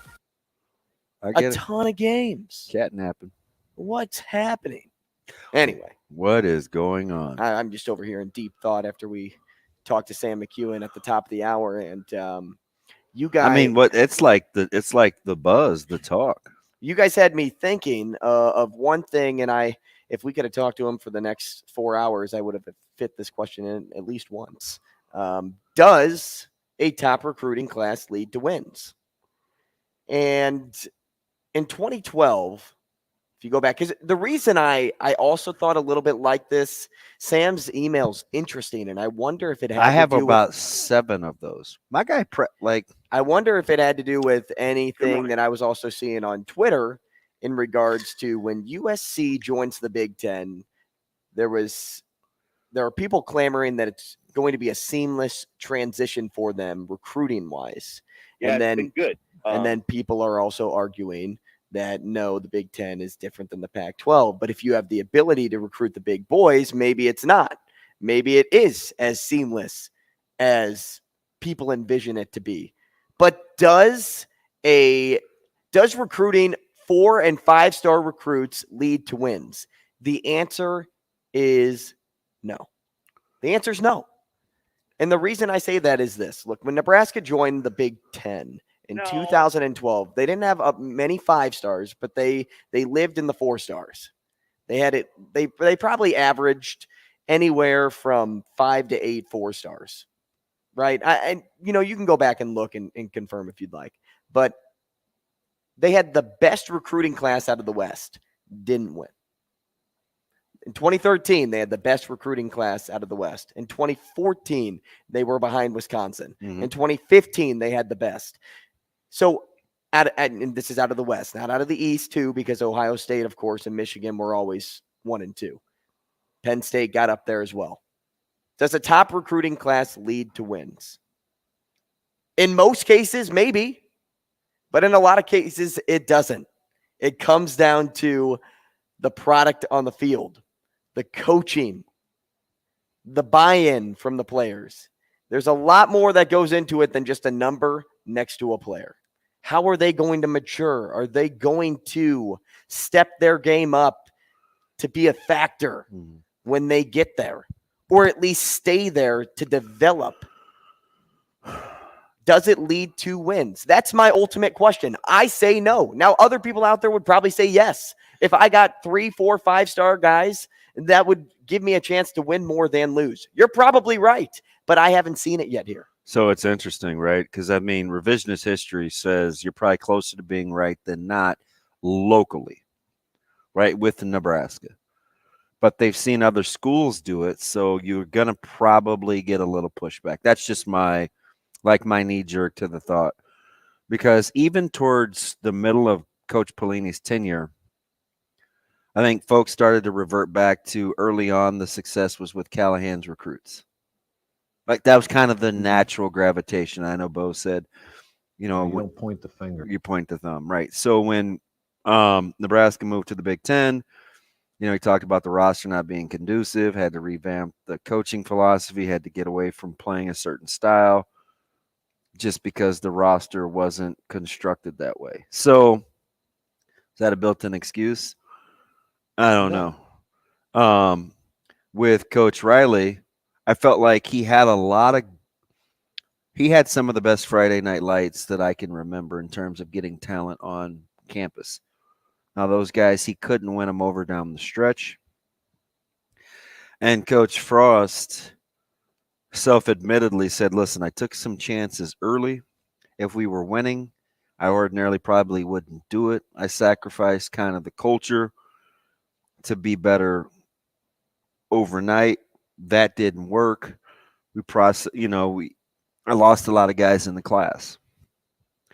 So everybody kind of has their why, but I think ultimately when you just talk to the layperson, they tell you that talent matters. Right.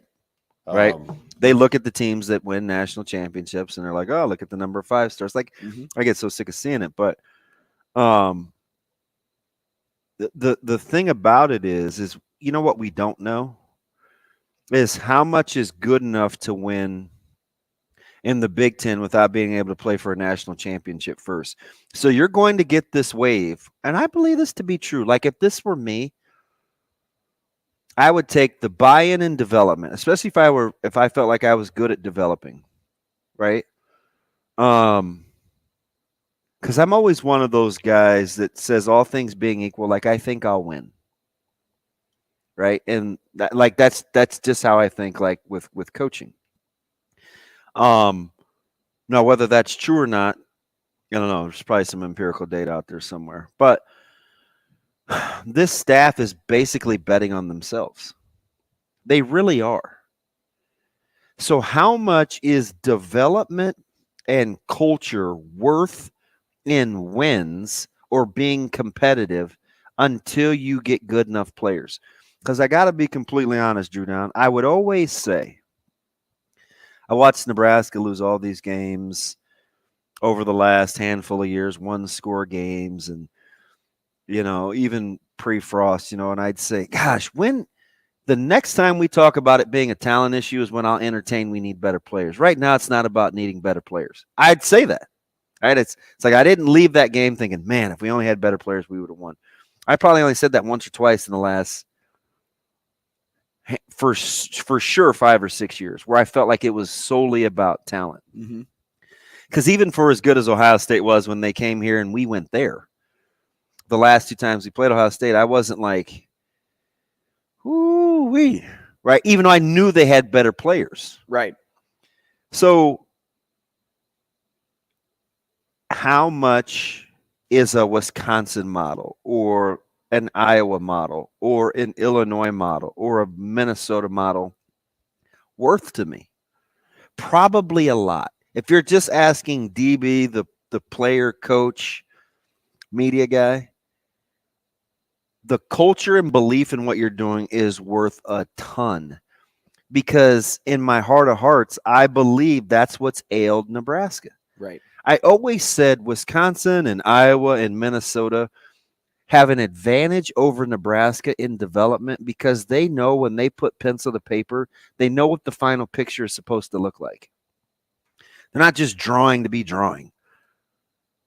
So when they want to teach you pen strokes or whatever, they can teach you how to draw because they know what the end game is supposed to be. I just didn't think Nebraska was very good at teaching because they didn't know what the end game was supposed to look like. Right? Is this Walters? Is this Lubick? Is this Frost? Is like, what are we doing here? Right? So if you could just develop 10 or 12 of those guys better, how many wins would that have been worth? Probably a lot. So I don't have a hard line answer on how much talent is enough. Sure. But I do know talent or lack thereof isn't what's killed Nebraska these last 15 years. And I'll tell you, too, in regards right. So, if that makes sense. Right. And I'll tell you, too, in regards to a couple of points here. The first one, when I talk about USC being the team to make a seamless transition, and I'm saying that doesn't translate to wins, that's the comp when I make with Nebraska. When they joined the Big Ten and they were the best in the West, obviously talent didn't transition to wins. Now going forward with those 4 or 5-star recruits, does talent transition to wins entirely? Like, yeah, there's probably more cases that say yes. We lost internet there, and if we can get back to StreamYard, I'll get to Ken's point here. Ken had said, no question, there's a correlation between the top 5, 10 recruiting classes and wins. Sure, there are outliers, but the evidence is overwhelming. Nebraska's an outlier in this situation, and here's why. Because Matt Rule hasn't been known at any of his stops to be a guy that has the top recruiting class. So there's 2 different discussions here, though, because Ken may be saying to win on the national level. We may be talking about just to win in the Big Ten.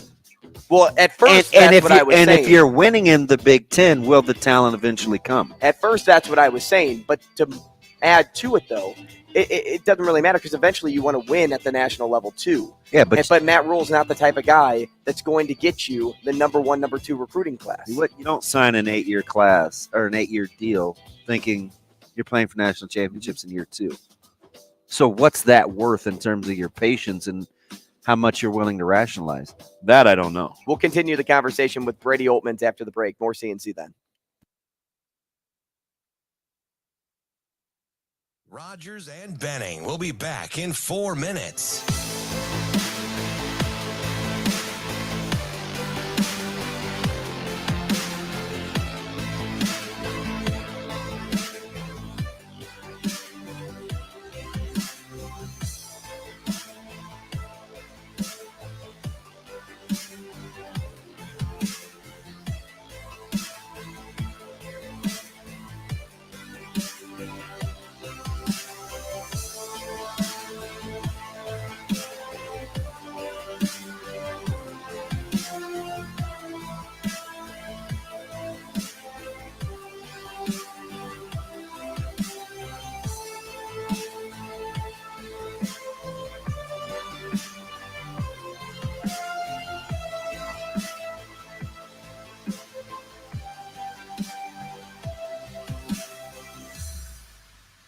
Rogers and Benning will be back in 3 minutes.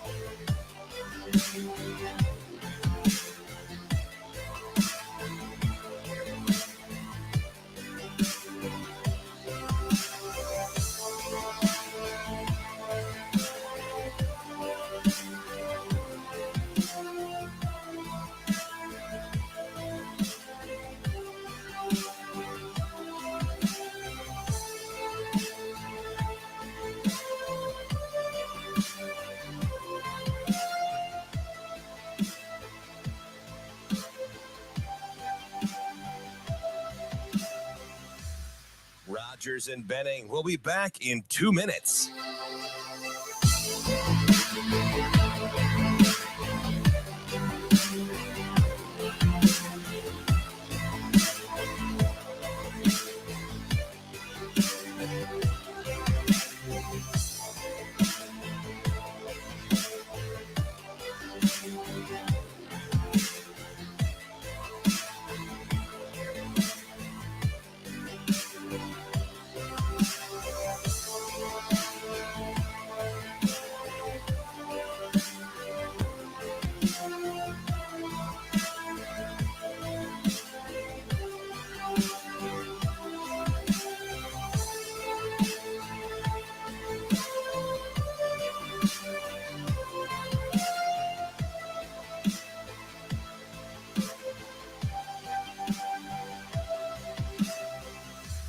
Rogers and Benning will be back in 1 minute.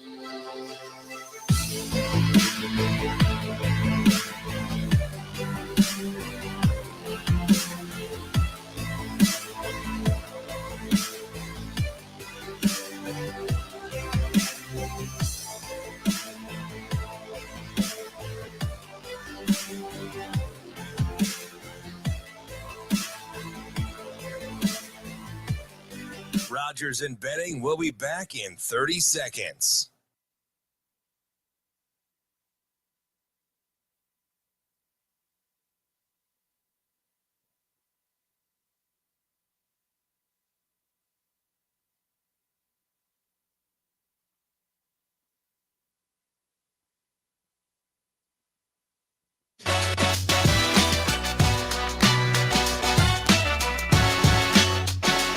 Coffee and Cream with Rogers and Benning on Hail Varsity Radio.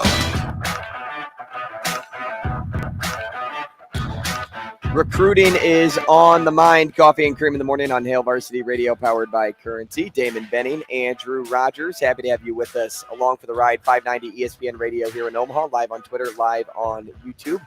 Hurrdat Sports at Hail Varsity Radio on YouTube, that is. And we change gears now. Well, not really change gears, but from just talking us to talking with a guest. We welcome in Brady Oltmans now, Nebraska football and recruiting reporter for Hail Varsity at Brady Oltmans on Twitter. Brady, good morning. Morning, fellas. How we doing? Oh, we're doing talking recruiting, man. And this is your forte, so we get to do it for the next 15 minutes. Yeah, well, you know, has something happened recently? I don't know. Did I miss something here? BO, so listen, this is kind of the thing, right? DMs were flooded this weekend. Folks concerned, and I'm supposed to be the talk folks off the ledge guy, but I felt like I had a pretty good idea what Nebraska was after. I'm not really sure now, and that's not a negative. I'm just saying I don't know if they're supremely confident. Are they saying things we don't see? Is this going to be a year where they'll have 95 guys and process guys out? Like, I'm not sure now on the plan. But as you're looking at what they're doing, are you just in trust mode, or are you like, hey, wait a minute, these guys aren't even on my recruiting profiles? Oh man, it's an interesting question, because I actually thought about this a lot last night. When Rule and his staff kind of got there, you know, they went after the higher profile, the 4 That was the stars, first 2 months, right? Yeah. Like they're going after the guys that almost seem like where the tape's out there. And obviously they know that those guys are going to be hot commodities. Every school is going to be after them. So they want to get in relationships built early so that they can have a dog in the hunt, probably by about this time. And then the last month, obviously football camps happen in June, and Rule and his staff really trust their own evaluations. They like to see guys work in front of them. And this kind of gave them really the only opportunity, or at least the first big opportunity, I should say, to see recruits work out in front of them, to see, you know, to be able to identify those phantom intangibles that a lot of those young men have.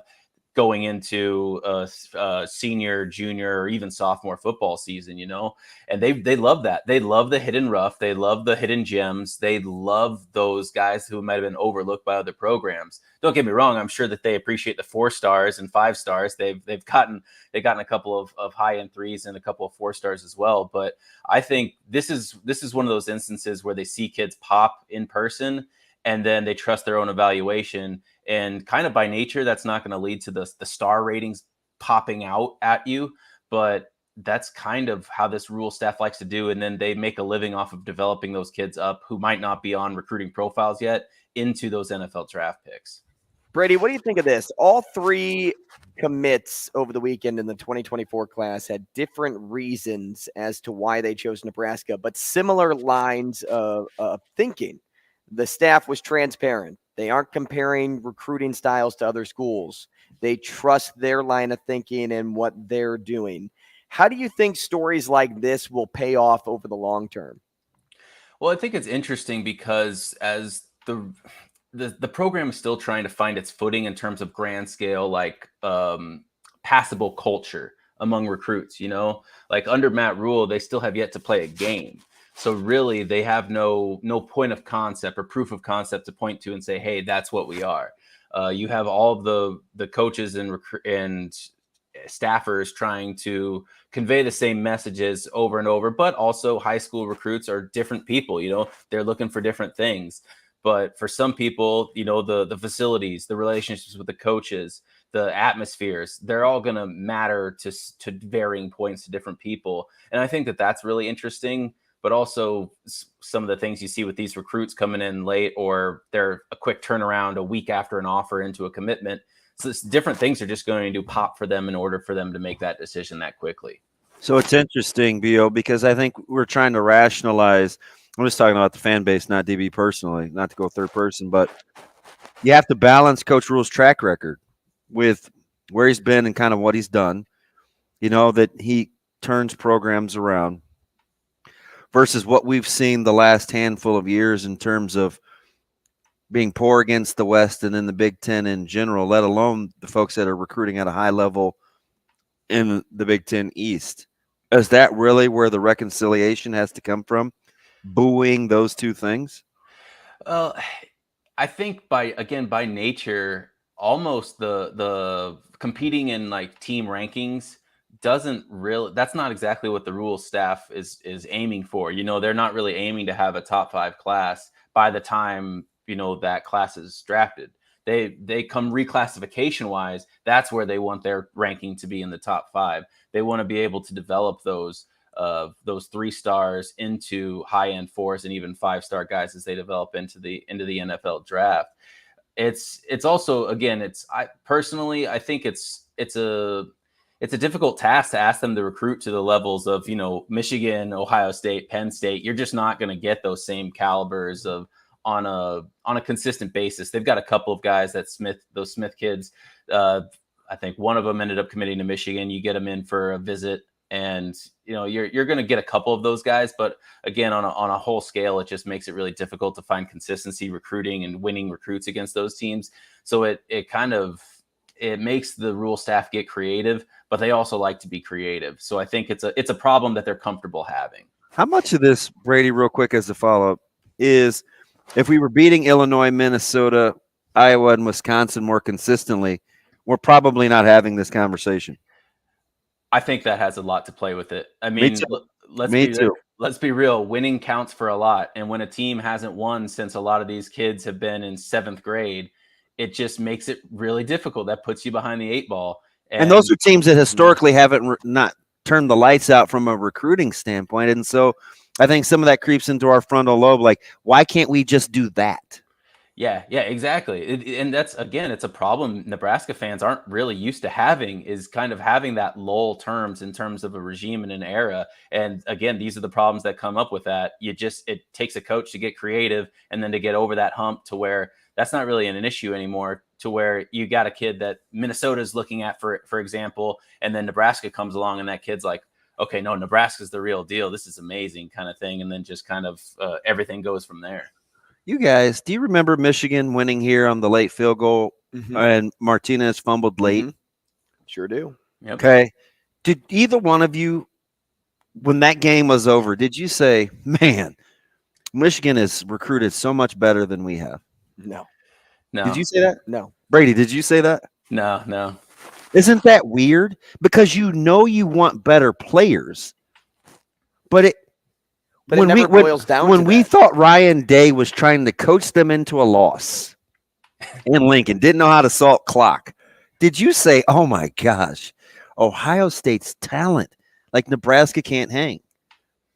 Like, Yeah. you don't. So my thing when I say that is, and I'm not rationalizing diamonds in the rough because you need some talent. But gosh, I swear to goodness, you guys, right now, I just want players to get better. Yeah. Like I just want players to develop and make good in-game decisions. Then I'll worry about talent. Right.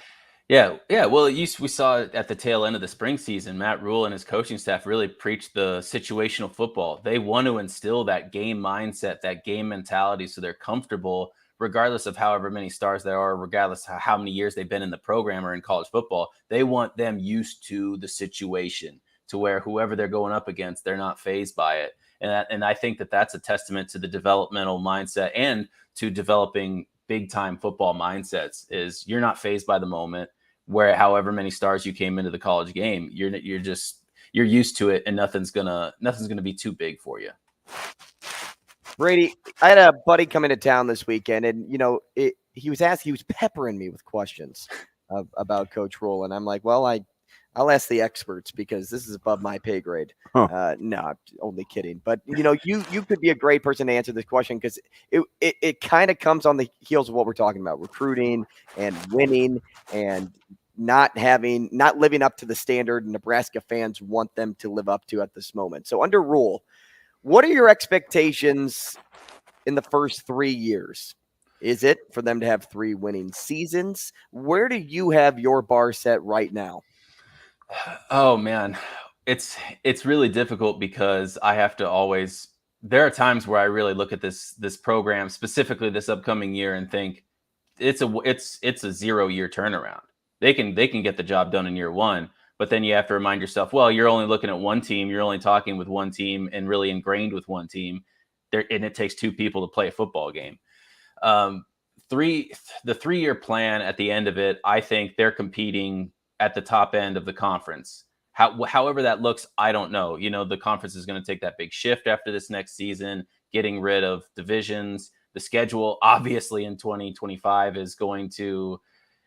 It puts them in a position where they can lose some games and still be in the playoff conversation. That is a stout resume right there in 2025. And to get there, I think they're competing for a bowl game as it stands now. The schedule in 2023 lines up fine.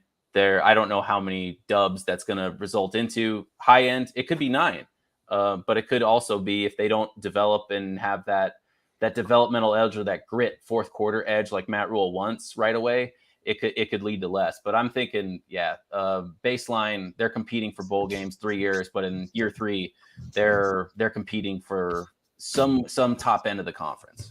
God, the duality of having this recruiting conversation. Iowa's beaten us 6 out of the last 7. We haven't beat Wisconsin. Minnesota has a winning record. Illinois beat us, and none of those teams recruit better than we do. Like that's the weird thing about this conversation, right? Yeah, you got to work them up, man. I'm trying, Bio. I just want to keep my cool. Coach them up and get better. Then we'll worry about good players. Brady, we appreciate you, man. Enjoy the day. Thanks, B. Appreciate you guys. We'll be back.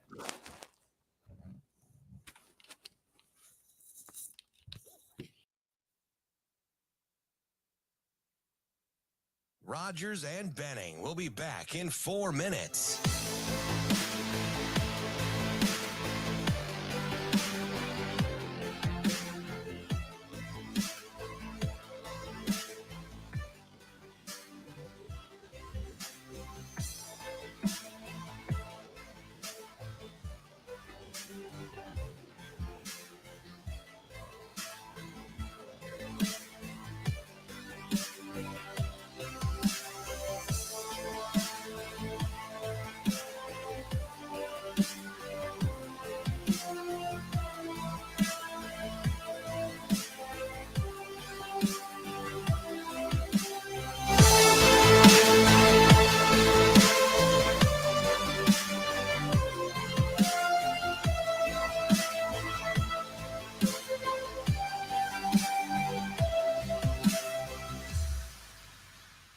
Rogers and Benning will be back in 3 minutes.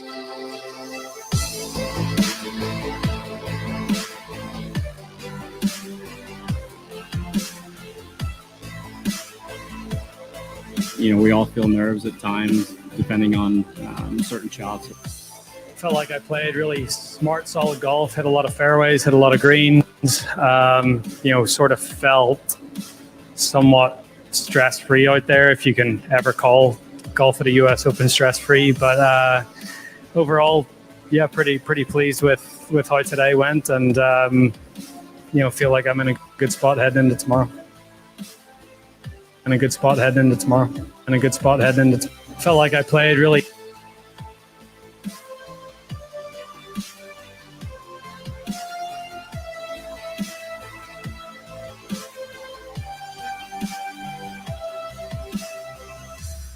Rogers and Benning will be back in 2 minutes.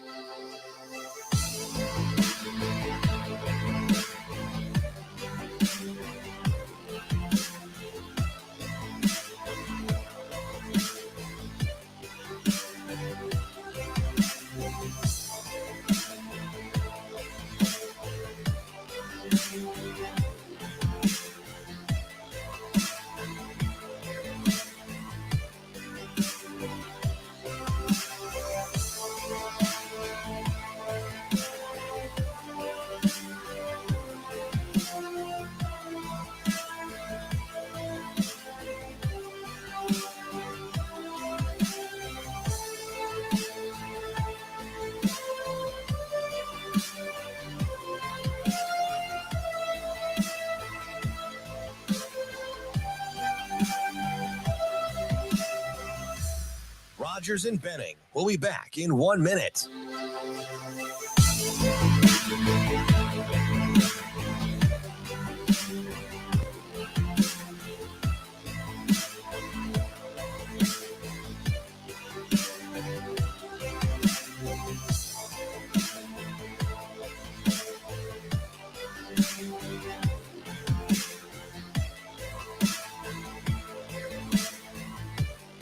Rogers and Benning will be back in 30 seconds.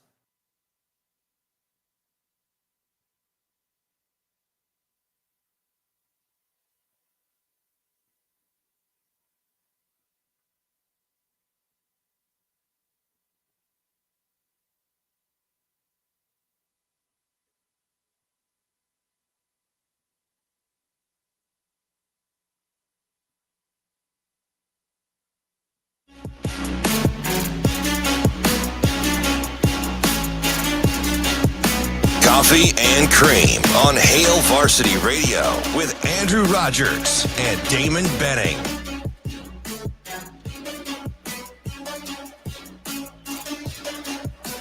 We're here on Coffee and Cream in the morning on Hail Varsity Radio, powered by Currency. Damon Benning, Andrew Rogers, live from the H&H Chevrolet stage at Hail Varsity Club.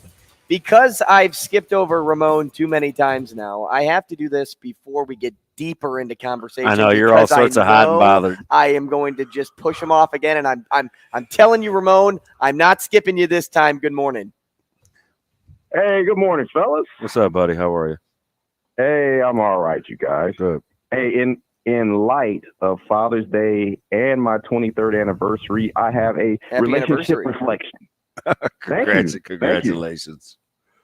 I have a relationship reflection for you guys. Okay. So if the stereotypical arguing married couple argues for no reason, I find that annoying. But if it's to hash out something, I understand.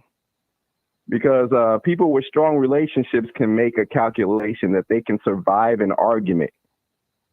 Because my thing is, if your entire relationship can be burned to the ground by just a spark, that speaks to the overall condition of your relationship, not the spark. Ramon. And at the end, oh, go ahead. No. I'll let you finish. Oh, yeah. And I was going to say, and I'm not talking about something catastrophic, because a lightning bolt can start a fire in the rain.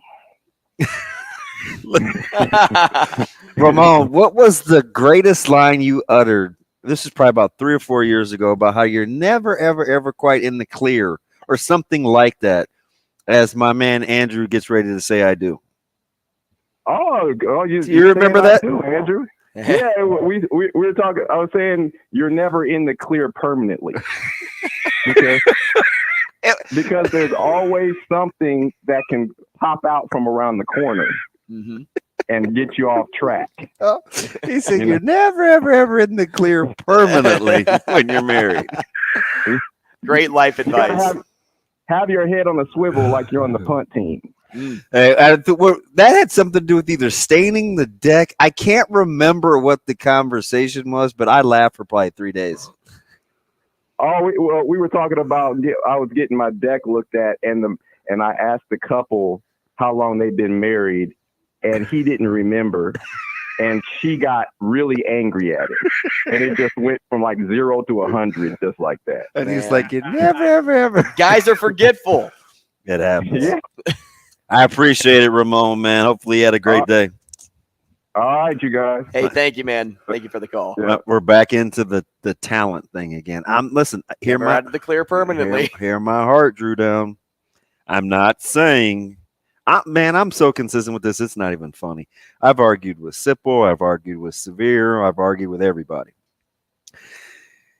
Until we have multiple games where I just feel like teams are significantly better than us, and that's why they lost, I'm not entertaining the talent discussion. I'm trying to win.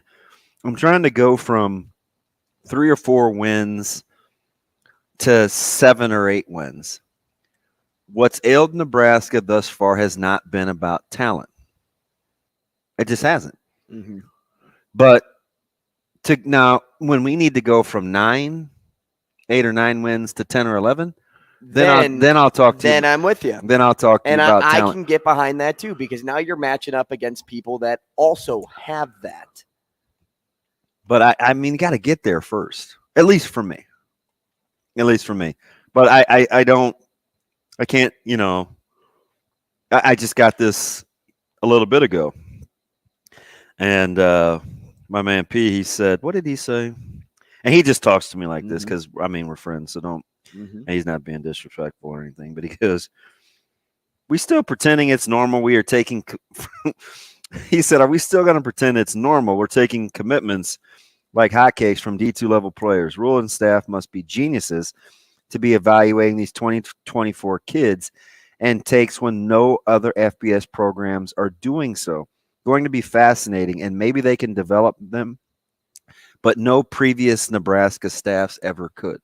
Like, that's just, he's a legitimate concern. It is legit. And it's legit for me. Like, I'm like, I don't know. I hope that they can develop, right? But I do think he has history on his side. But this is not Temple, and this is not Baylor in the Big 12. You have some ready-made teams that are recruiting at a high level, and you're playing catch-up. So I don't know what that's worth. Because all things aren't equal, right? Like, you're playing catch-up. So is a little more development enough to catch up? Do I need – you know what I mean? Like, if you're at the same starting point, I just don't know how much culture and development is worth numerically. Now, I'll get a pretty good sense shortly. I'll be able to tell you a ton after Minnesota, right? Because I think Minnesota went through similar changes. Now, the regime is relatively the same, but the staff has had a little turmoil, right? And we haven't. And so has the personnel. We haven't. So is Minnesota's personnel. So it's not quite a toss-up. You obviously make Minnesota, I would, a slight fave. I'm not overwhelmed by them because I think they'll have to play different than they have in the past.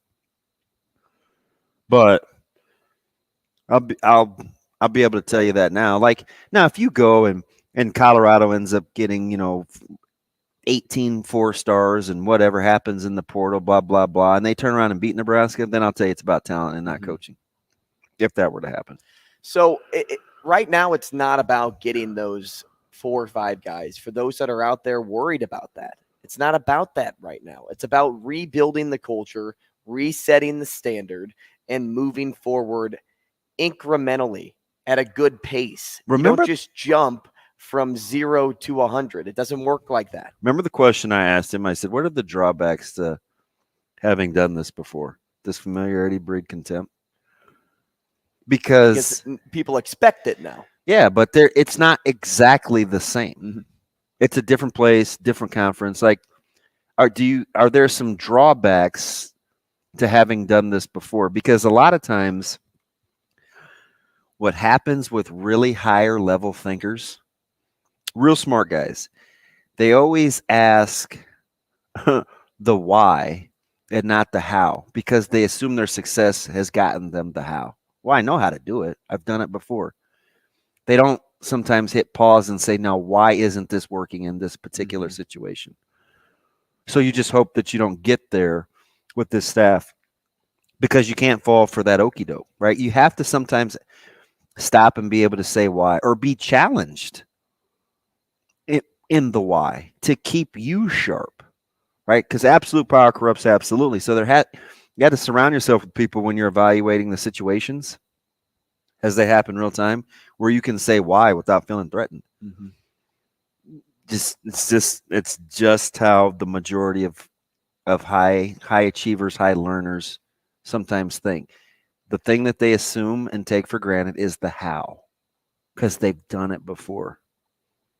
Got to be careful if it's not going the way you want to. Now you got to hit pause and say, now why? Shane, can you play the Mike Tomlin clip for me, please? Yep. Give me 1 second here. No.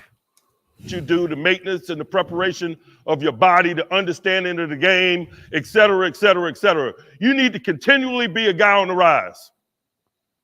That is a reasonable expectation, as opposed to just coming in here putting in time. What do I mean by that? I mean the things that made you viable in the past aren't going to be the things that make you viable moving forward. You better be continually getting better. As long as you're sitting in rooms like this, I ain't doing my job if I'm not pointing that out. You guys that have been here and know what it's about, man, we expect you to be significantly better. Hear the words. You a young guy, man, we might have tolerated mental errors a year ago. We'll have less tolerance for it moving forward. It's just a reasonable expectation. And so let's just be really transparent, man, about expectations in this business, about how competitive it is. I never want you worrying about people on the outside, even the man sitting next to you. This is a man versus himself battle. You got to be continually pressing to get better. Transparent. With that understanding that this is a highly competitive line of work that we're in. Transparent about reasonable expectations. He Hear the sets a words. standard in that room. In the NFL room, that's Mike Tomlin. He's a top 5 coach in the NFL. Yeah, no And question. I'll take that. I'll take that against anyone. I'm with you. Because most people would probably say, no, he's not. Because he doesn't. 18 straight 500 or better. Yeah. Is it 18? You got to be continually 17 or 18. pressing. It's still insane. He's been there. He's hired in 05. Right. Yeah. I knew he was up there. there. Yeah, it's 17, 18. But Mike Tomlin's the type of coach that can make a bad team average. An Pressing. average team good. A good team really good. And now, once you get up to the great category, you're probably looking at some of those Super Bowl, or that at least Super Bowl team from what, 2012 was it? You would know better when they than lost me. to the Packers? Hear the words. Either way, whenever they won and whenever they lost. So you're looking at a guy that works his way by setting a standard. Really good about that. And we've talked about that before, that he may be the best coach in the NFL in regards to setting a standard there and building a culture. Who does that sound a lot like? Shane, can you play the next clip, please? Okay, computer's lagging. Give me a second. Lagging. I The love computer's this. lagging. And then the lesson I think is really cool, and not everyone can grasp this on your team maybe, but you take the 10%ers, the guys who do everything at an elite level, and you say, hey, guys, within this group, there's a 10, 80, 10. Like, of our best workers in the weight room, like, some guys are better than others. And so there's a 10%, there's an 80%. And even though that bottom 10% obviously is not disengaged because there's still a 10%er, They're not at the level of these guys. And so you're constantly chasing and never complacent. And then once guys understand I want to be a 10% of the 10% of my team, then I'll say be 10-80-10 of the Big Ten. Like, okay, well, you're doing a great job for Nebraska, but how are you doing compared to Northwestern or Rutgers or Michigan or Ohio State or eventually USC and UCLA? Like, and it's just this never-ending churn for wanting to be a high performer amongst other high performers and getting your middle average guys to find a way to be great. This is what Nebraska football is worried about right now. It's not about being a top 15 recruiting class. Look, take that for, you may even hear the back end of that and be like, well, Coach Rule should be aspiring to be a top 5 class. Well, of course you're going to aspire to be a top 5 class eventually so you can compete for national championships. But right now in year 1, you're not there yet. So you set the standard, you build a culture. Hear everything that he just said there. What does it sound like? He cares about you. He cares about your development. He cares about you feeling like you belong with this team. Recruits came in this weekend and came out asking the question, what's the biggest change with the new staff? The unanimous answer they got was that they care about you. They care about your development. And a team that starts with caring will eventually, it's the trickle-down effect. Everyone else starts to care, which leads to success or at least gradual growth. But it all comes back to the new standard of Nebraska football: caring, not coddling, 1% better every day, an invested staff. Iron sharpens iron. We can say all those words. The mentality of a lion.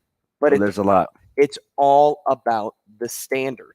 And that should be the focus right now. It's funny that you use Tomlin as the reflection. And I appreciate you throwing me a bone because I know that's why you did it. Not really. He's your boy. But it relates. He is the guy that uttered the phrase, the standard is the standard. Pressing. Right? Isn't like that's because that's really what you're talking about. And so the conflict is if we hadn't seen it work at other schools, we'd probably be a little bit more upset. The problem is we haven't seen it work at this school. So we are upset. Let me say that again. Say it again. The problem is if we hadn't seen this similar philosophy work at other schools, we wouldn't be upset. But because we haven't seen this work at our school, we are upset. We've been beaten by schools that operate under this premise all the time. Need I say them again? Minnesota, Wisconsin, Iowa, now most recently Illinois. Northwestern was doing it to us. See, we have that in our scarred Rolodex. That bugs us. How does Northwestern do it? Oh, man, how is such and such doing it? How is Minnesota doing it? They don't have better players.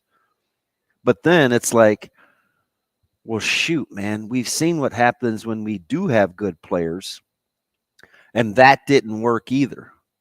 So let me settle in the fact that maybe we aren't recruiting at the level that I want to, and I just rest in it. It's probably you always, I used to say this, Shane, once a week. You always want better players.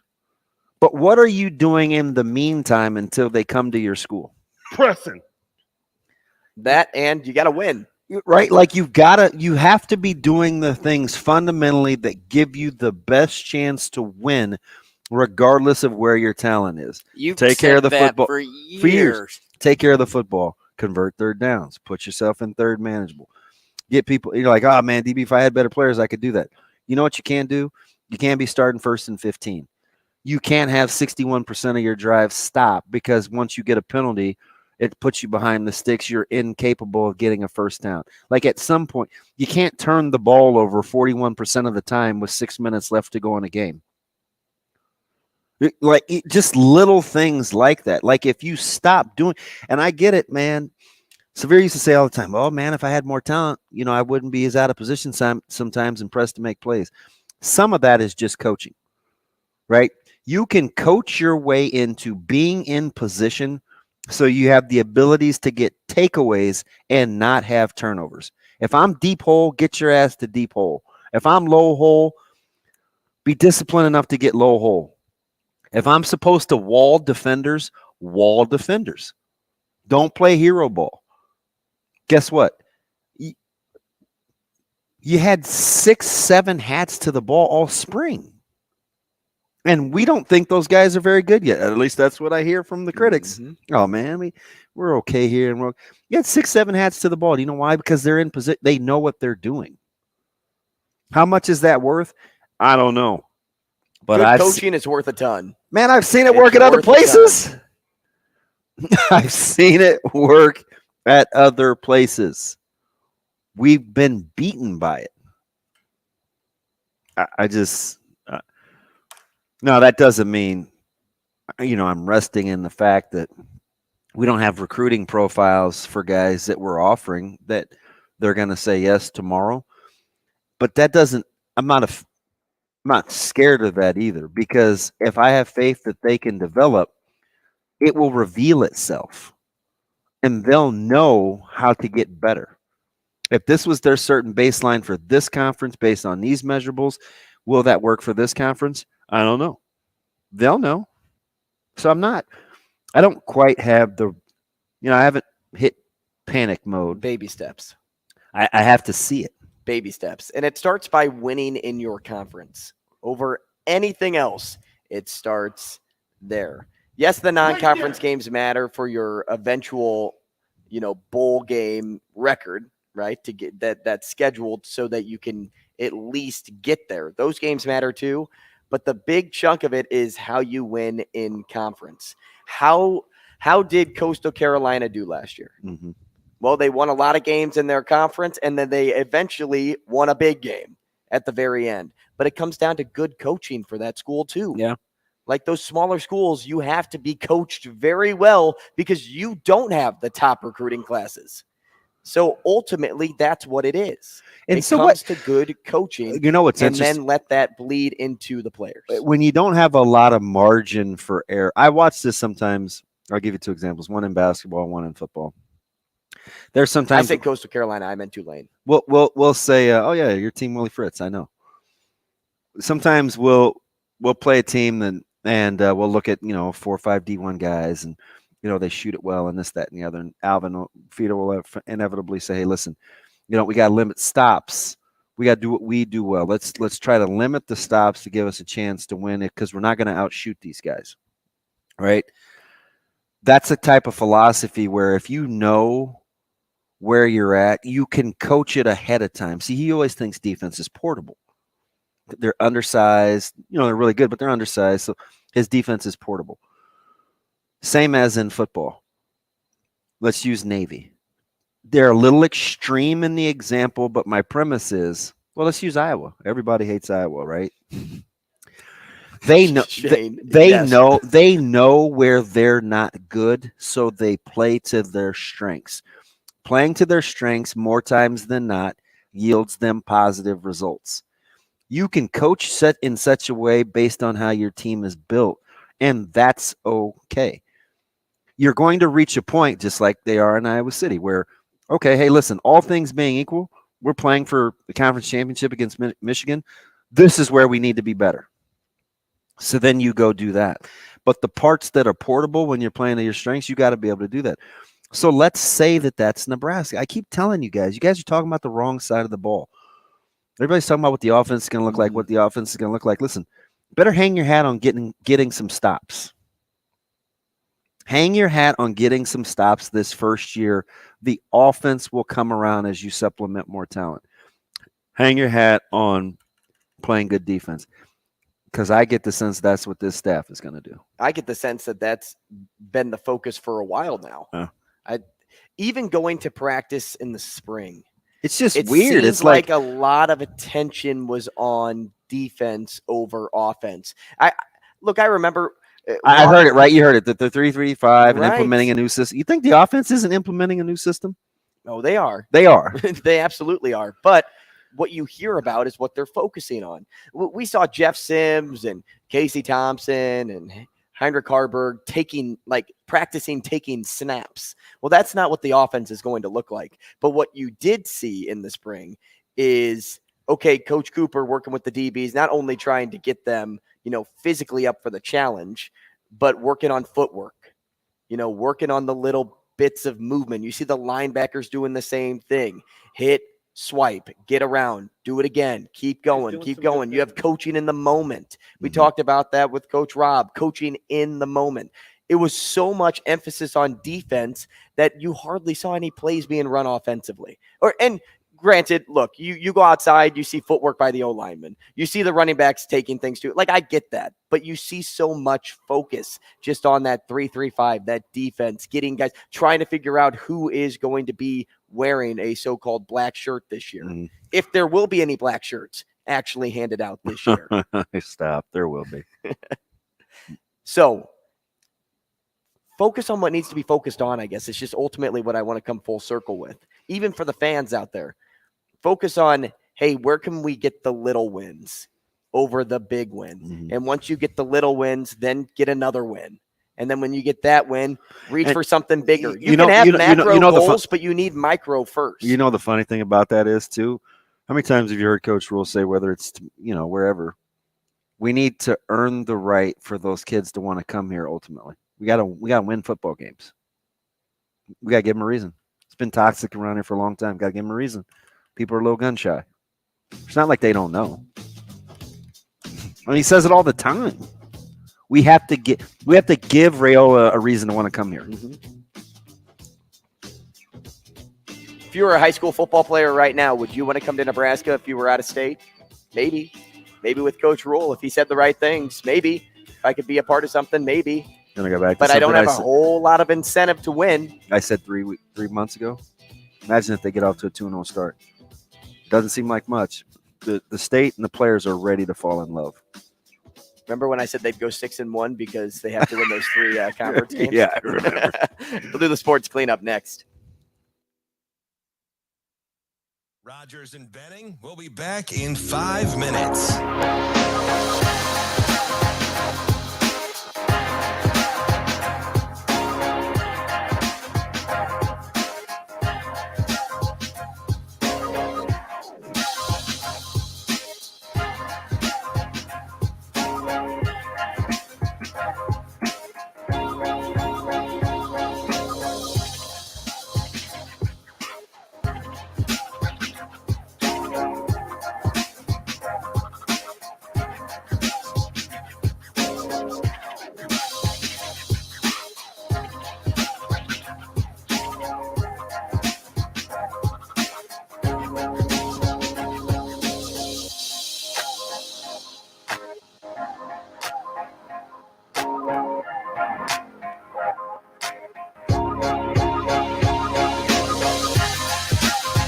Rogers and Benning will be back in 4 minutes.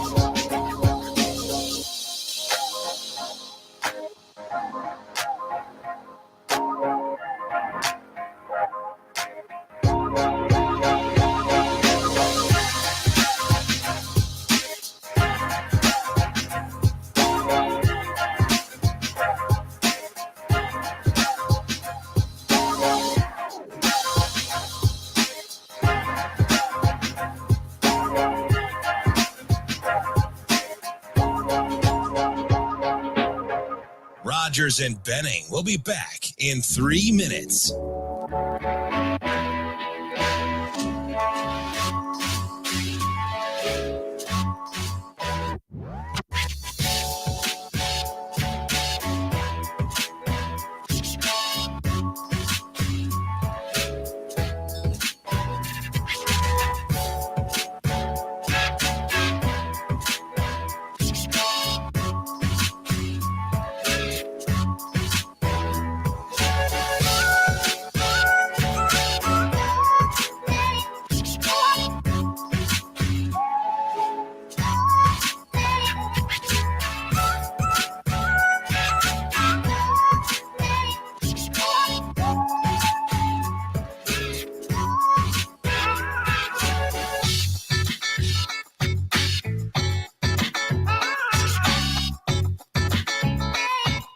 Rogers and Benning will be back in 2 minutes.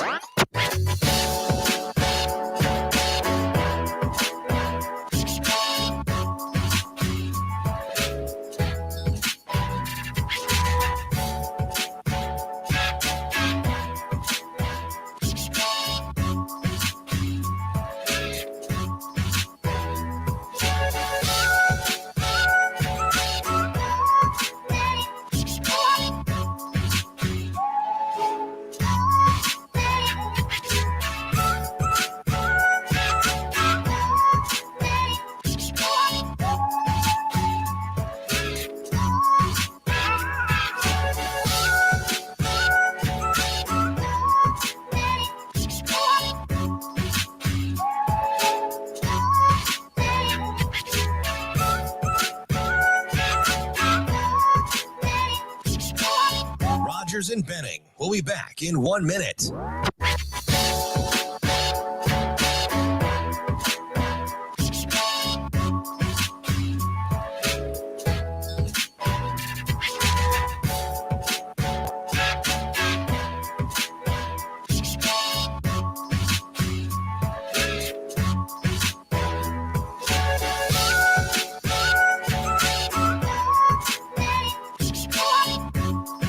Rogers and Benning will be back in 30 seconds.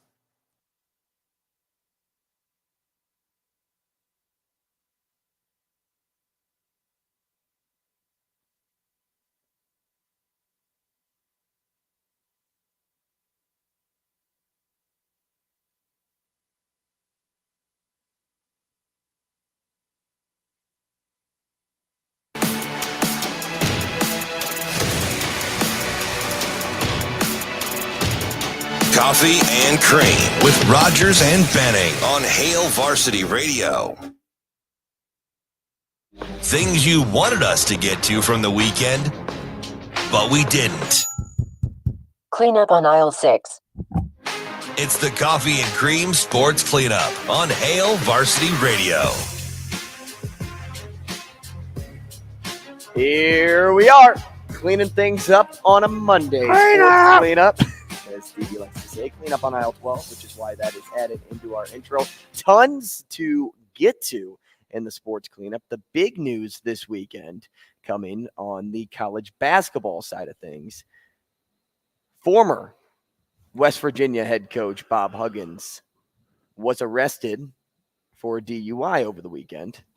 And this comes after numerous slurs were made on a Cincinnati radio station as well. Now, I didn't read as deep into the story as DB. I saw the headlines, saw the articles, saw what West Virginia was planning to do next or going forward. But DB, you had mentioned that when he got pulled over, he thought he was in a different place. He thought he was in Ohio and not Pittsburgh. Blue Point 2-1 something. And then the police report said that the last thing that he remembered was being at Burger King. I mean, that's just flat out scary. Mm-hmm. And what Burger King were you at? Were you in Ohio in Burger King? It's just like, were you down the road and you just thought you were in Ohio? You just would. And he probably, what would you have guessed, had 1 year? Yeah. If they won, he probably would have gotten another year. Maybe. But, yeah, talk about. Because he was on a year-to-year contract. Well, he just felt like after this last year, and because they restructured his deal, he had to take the pay cut, that they were getting ready to move on. You know, and maybe if it had been at a different time in the season, they and I'm sure West Virginia would have liked the time to, to buy time, essentially. Yeah. That is just having him there. Unbelievable. Couldn't believe it. I mean, you see it come across and you're like, man, for one, you got a second chance. A lot of people nowadays don't get a second chance. He said a couple, yeah. Well, for public things. I mean, we saw what happened to the A's broadcaster just a month ago. Like, no second chance was given there. We've seen other stories similar to that one, or the Bob Huggins story where second chances weren't given. You were a part of the minority when you got a second chance, and this is how you go about doing it before the season even starts. You didn't even get to your second chance. Did you find it interesting that he beat them to the punch? I didn't pay too close of attention to that. The resignation versus being fired. I mean, he probably knows. I'm sure they said, "Hey, it's time to submit." And I'm sure that they would have had cause. So he's not going. There would have been no difference in probably pay from resignation to firing. And he probably wanted to run as far and fast as he could. Gotta be tough. Hopefully, I don't know. Hopefully, he gets it situated. Maybe he's also the type of guy that just embraces being him, and that's him. Yeah. Because he strikes me as that type of person too. Oh. Another somber news over the weekend. One of the greatest players in Nebraska history, Brown, passed away. The Huskers' first Black All-American, Pro Football Hall of Famer. John Madden once said he was an offensive guy with a defensive personality because he liked to hit people. But he had suffered a stroke in April. So that I believe he was in a rehabilitation center. So tough news on the football front. It was interesting weekend for former players, right? You had the Bob Brown deal, Ray Lewis's son. Mm-hmm. They called it an accidental overdose. And there's one more that's escaping me. But I'm just like, woo, tough sports weekend. On a tough weekend, yeah. And to add to that, this weekend was Father's Day. In the MLB, how many second-generation players do you think there are right now?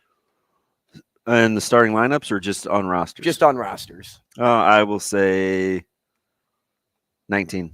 Wow, 17. That was a dang good guess. 17 second-generation players in Major League Baseball right now. That's pretty cool. That's pretty incredible. Yeah, not bad. And that's how I know athletes breed athletes. Okay. Well, apparently I don't. I don't know about that. I get the heady football IQ guy. Oh, here you go. Here's the last thing for today. I don't know if it's the last in the sports cleanup. Oh gosh, you're such a child. Who rocks that? And Bradley Beal was traded. How about the cap space between three guys? I mean, before if you're counting Ayton, but do you move Ayton now? You need some rim protection. Yeah, you do, but you also need somebody that wants to play basketball, and Ayton does not want to play basketball. Book, Beal, and KD. You know, I'm really happy for Beal because Beal had to be more than what he is. I think he just never struck me as a guy that was interested in winning. Now, I don't think it's that for me. He's not a creator. He's a shooter, and he's really a spot shooter. I saw a stat that over the last 4 years, his unguarded catch and shoot opportunities were above 40%. Last year was 49%. Yeah. Like, he can do that. D-Book can be super successful by himself now and not having to deal with Chris Paul taking the ball from him. When the ball's in his hands and he can control They can play fast now too.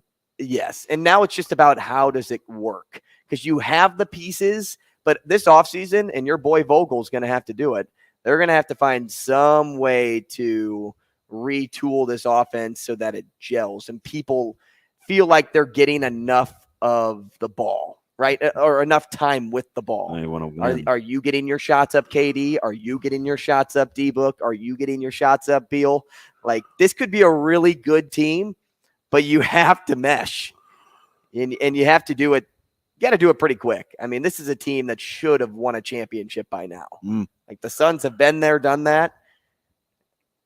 And we got one more. We got one other piece of good news about Nebraska adding to their volleyball recruiting class. That's correct. With Campbell Flynn. Give me the number 1. Hey, wait, so is it still about development in volleyball? Hey, they're already there. They just get started. We're already there with Nebraska volleyball. You don't have to develop anymore. Because get the talented. You get the most talented athletes in the country now. That's Bergen Riley and goes with Kennedy Orr too. So. Recruiting is nice in Lincoln Land if it's volleyball, I guess I'd say. Yeah. Nebraska football. Listen, we're just looking for everybody's mad. And then these diamonds in a rough.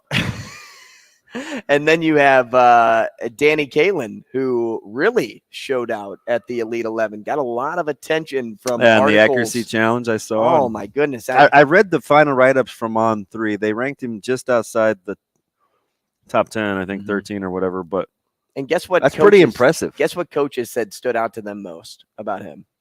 Delivering the ball on time is accuracy. Character. Yeah.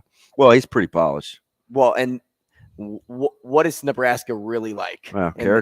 in their recruits? Yeah. They like good character. Now, of course, he was one of the most accurate or more accurate passers there. But those evaluations are hard. You have to really read and follow up, right? Because sometimes we're celebrating the wrong thing. Like there's this final, and then there's this stage, and there's this level of the competition. And it's like, oh, did well on this day. Oh, didn't do well on it. It's like there's different competitions in its totality.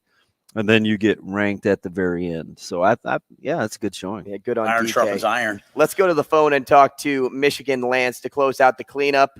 Lance, good morning. It's actually crazy that we're hearing from you at 9:30 and not at 7:15. Yeah, man. Had to been having to get some stuff, man. Breakfast, taking my son we're on our way to Gainesville for Florida camp, and so I had to get some things done this morning. All right. What's going on, man? Go LG. Well, hey, yeah, man, thanks. Yeah, we'll see how this goes, man. You know, he's been in Nebraska camp as a youth when I think since he was 11. He went been down there like 2 or 3 years in a row and participated, but then also been down there when I took kids down when I was coaching up there. So we'll see what the Gators got to provide. It's right now Nebraska's beating them in facilities. I'll tell you that. I checked that out. I'm like, man, Nebraska's killing them in facilities. I'm like, they're up there. What else you got for me? Man, I just want to say Happy Father's Day, DB. And, I was reflecting yesterday about us and our relationship and being sports dads and all that. You guys can still hear me, right? Yep. Yeah. Oh, okay, yeah. And our relationship, DB, and I'm sitting here thinking like all our talks, and I've given you a lot of advice, with your kids or and stuff. And then I'm thinking about, man, what is DB? I was like, oh, DB talked to me about my relationship with my wife and just our give and take on it's opposite advice, but it's all relative to family. You know what I mean? It's just cool, man. So I appreciate our relationship, even though I know that because you're a Pisces, you don't always respond, but I know you still got love for me. Hey, there's a few texts with no responses on there, but hey, I understand. My wife is a Pisces. You guys go into your shell, but I know it's still all love. So, man, I want to thank you, brother. I do want to thank you, man. I love you, brother. Happy Father's Day to everybody out there. And just thinking about our relationship, man, and when it comes to family. Appreciate it, Lance. Love you too, man. That's awesome. We're talking golf after the break. Rogers and Benning will be back in 4 minutes.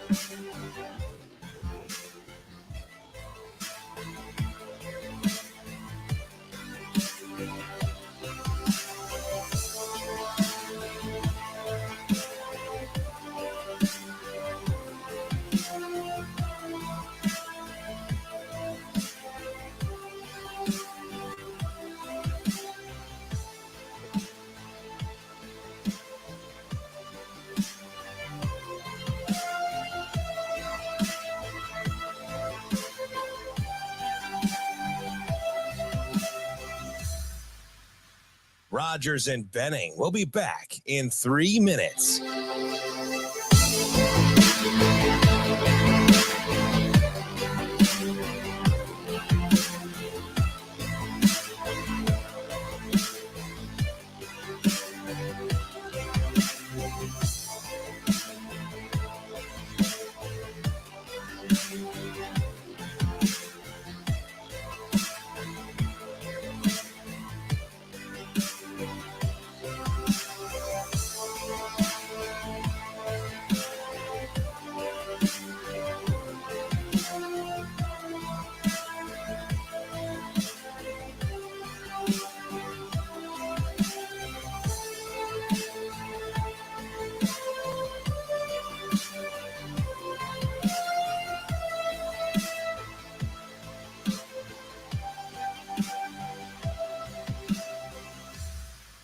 Rogers and Benning will be back in 2 minutes.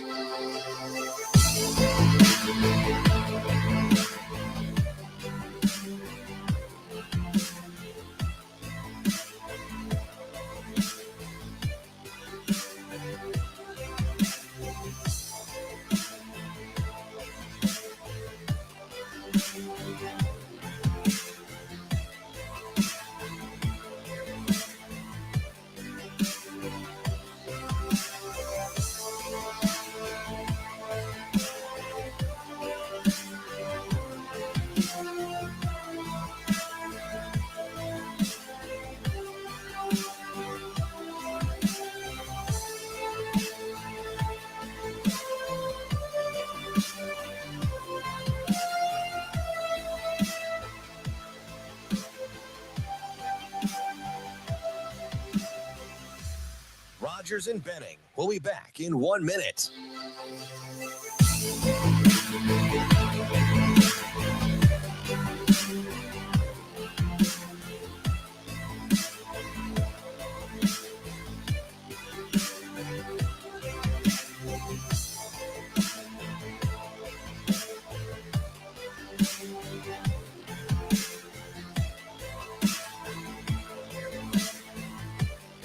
Rogers and Benning will be back in 30 seconds.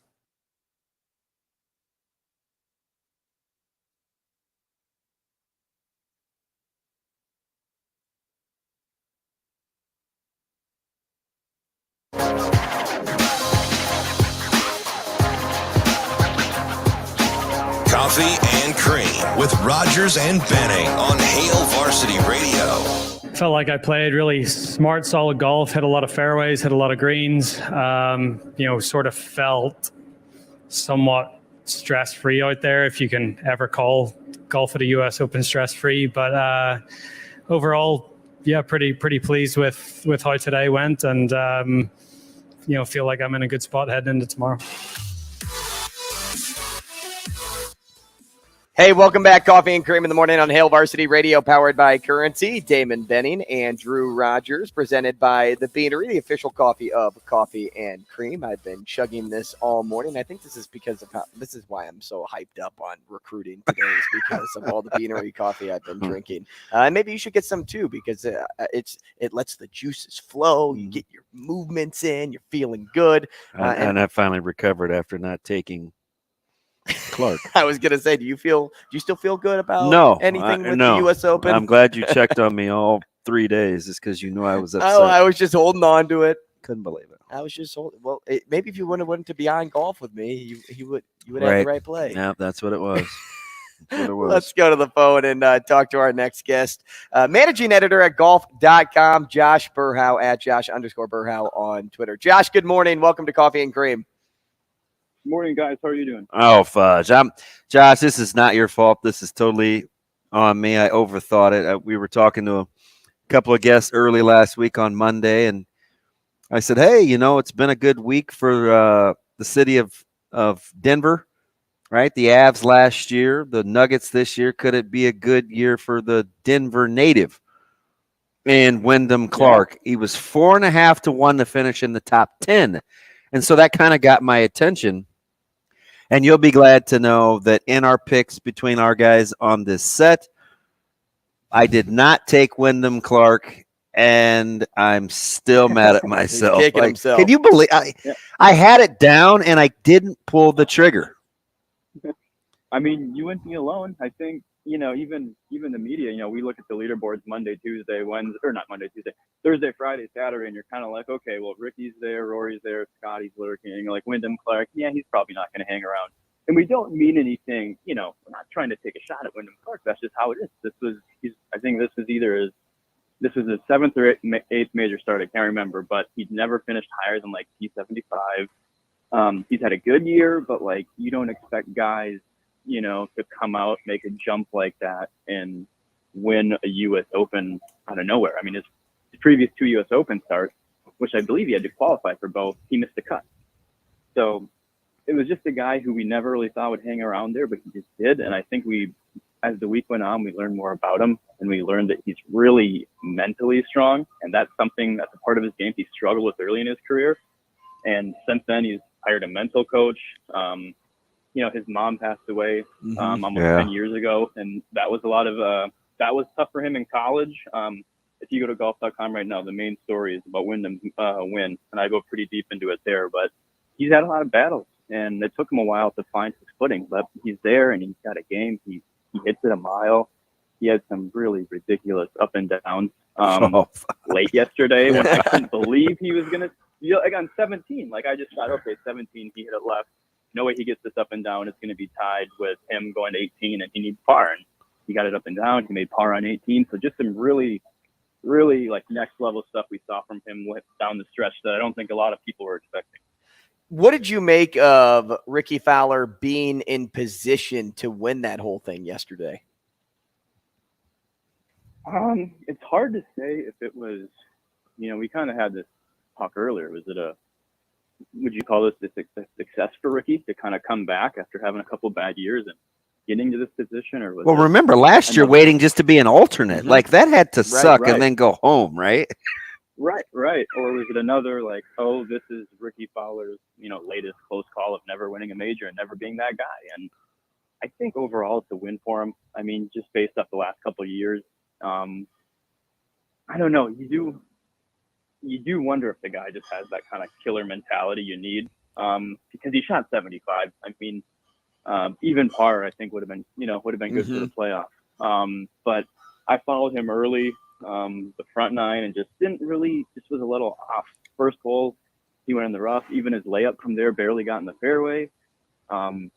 Bogey on 2, and he couldn't get up and down. I think he had a 3-putt bogey on 4, I believe, but just really never got it going. And the fans wanted him there. I haven't seen the Ricky Orange out in that, out like it was on this Sunday for several years. But, he's got fans out there and they're rooting for him. But, he was just one of the guys who fell a little short.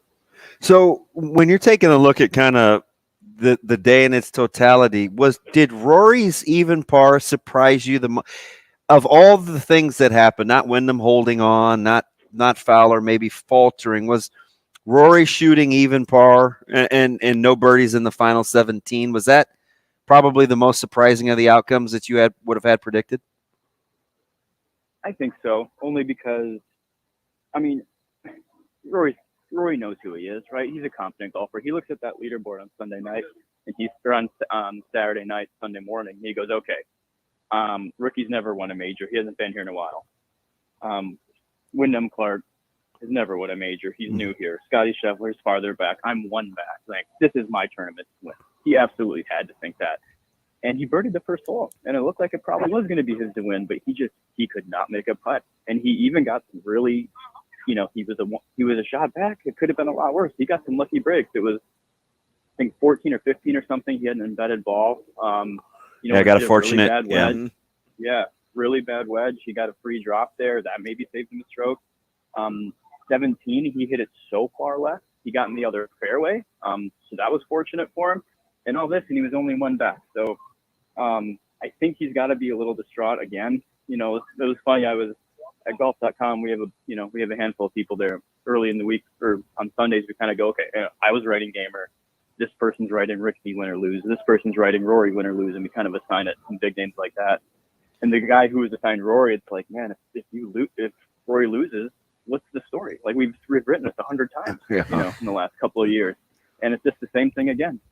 Josh, was there anything more relatable to the average golfer on the course yesterday than watching Schauffele smack the lip of the fairway bunker back-to-back times? That's another guy who he may be turning into that tail though, right? Like, got a couple of T2s, he's got a T3. I mean, he's got to get over the hump too. Yeah, I think he shoot 62 on Thursday, and I think he shot even, or I don't think he broke par the rest of the week. Yeah. Mm-hmm. That's pretty significant. But him and Patrick Cantley, and Ricky, I don't think people are expecting to probably win a major at this point. Xander and Cantley, I think, are right, and those two are probably our top of the list of best to not have a major right now. But But yes, to answer your question, absolutely relatable moment. That's the thing about the U.S. Open courses is they can make these guys look stupid a lot, just like Rory. Rory like whiffed under a ball when he got, when the ball was fluffed up too much. I think on Thursday. I think Harris English did the same thing on like Saturday. So yeah, those courses can make those guys look pretty stupid, which makes us feel much better. Speaking of not looking very smart, I saw the winning score, FanDuel, a couple DraftKings, a couple folks had it at 8 under. And after the first day or two, you're thinking, oh, this thing sails. And then you see the finishing score at 10 under. Did the course stiffen up or did the nerves stiffen up? I think a little bit of both, but I think mainly the course. I think it's always easier to make a course harder as the tournament goes along instead of going the other way. Because it's, one of the big defenses they have here is just the firmness of it. But they needed sunlight for that. And it was just, they always talk about the marine layer here, which I have no idea what that means. But I think it means it's like the sun doesn't come out until the afternoon or something. But we didn't, it was kind of overcast and wasn't super sunny early in the week. And then it got much, sun came out, got much hotter later in the week on the weekend. That firmed everything up and it started playing faster. I think it was Bryson who said it played a little bit like links golf. Like I saw Patty Harrington hit a shot yesterday that he hit a wedge and he landed it short of the green. It rolled up. I'm like, wow, what a smart play to, know that he has to land that wedge short and it's going to roll here. And it rolled over the green. So I think the USGA did a good job.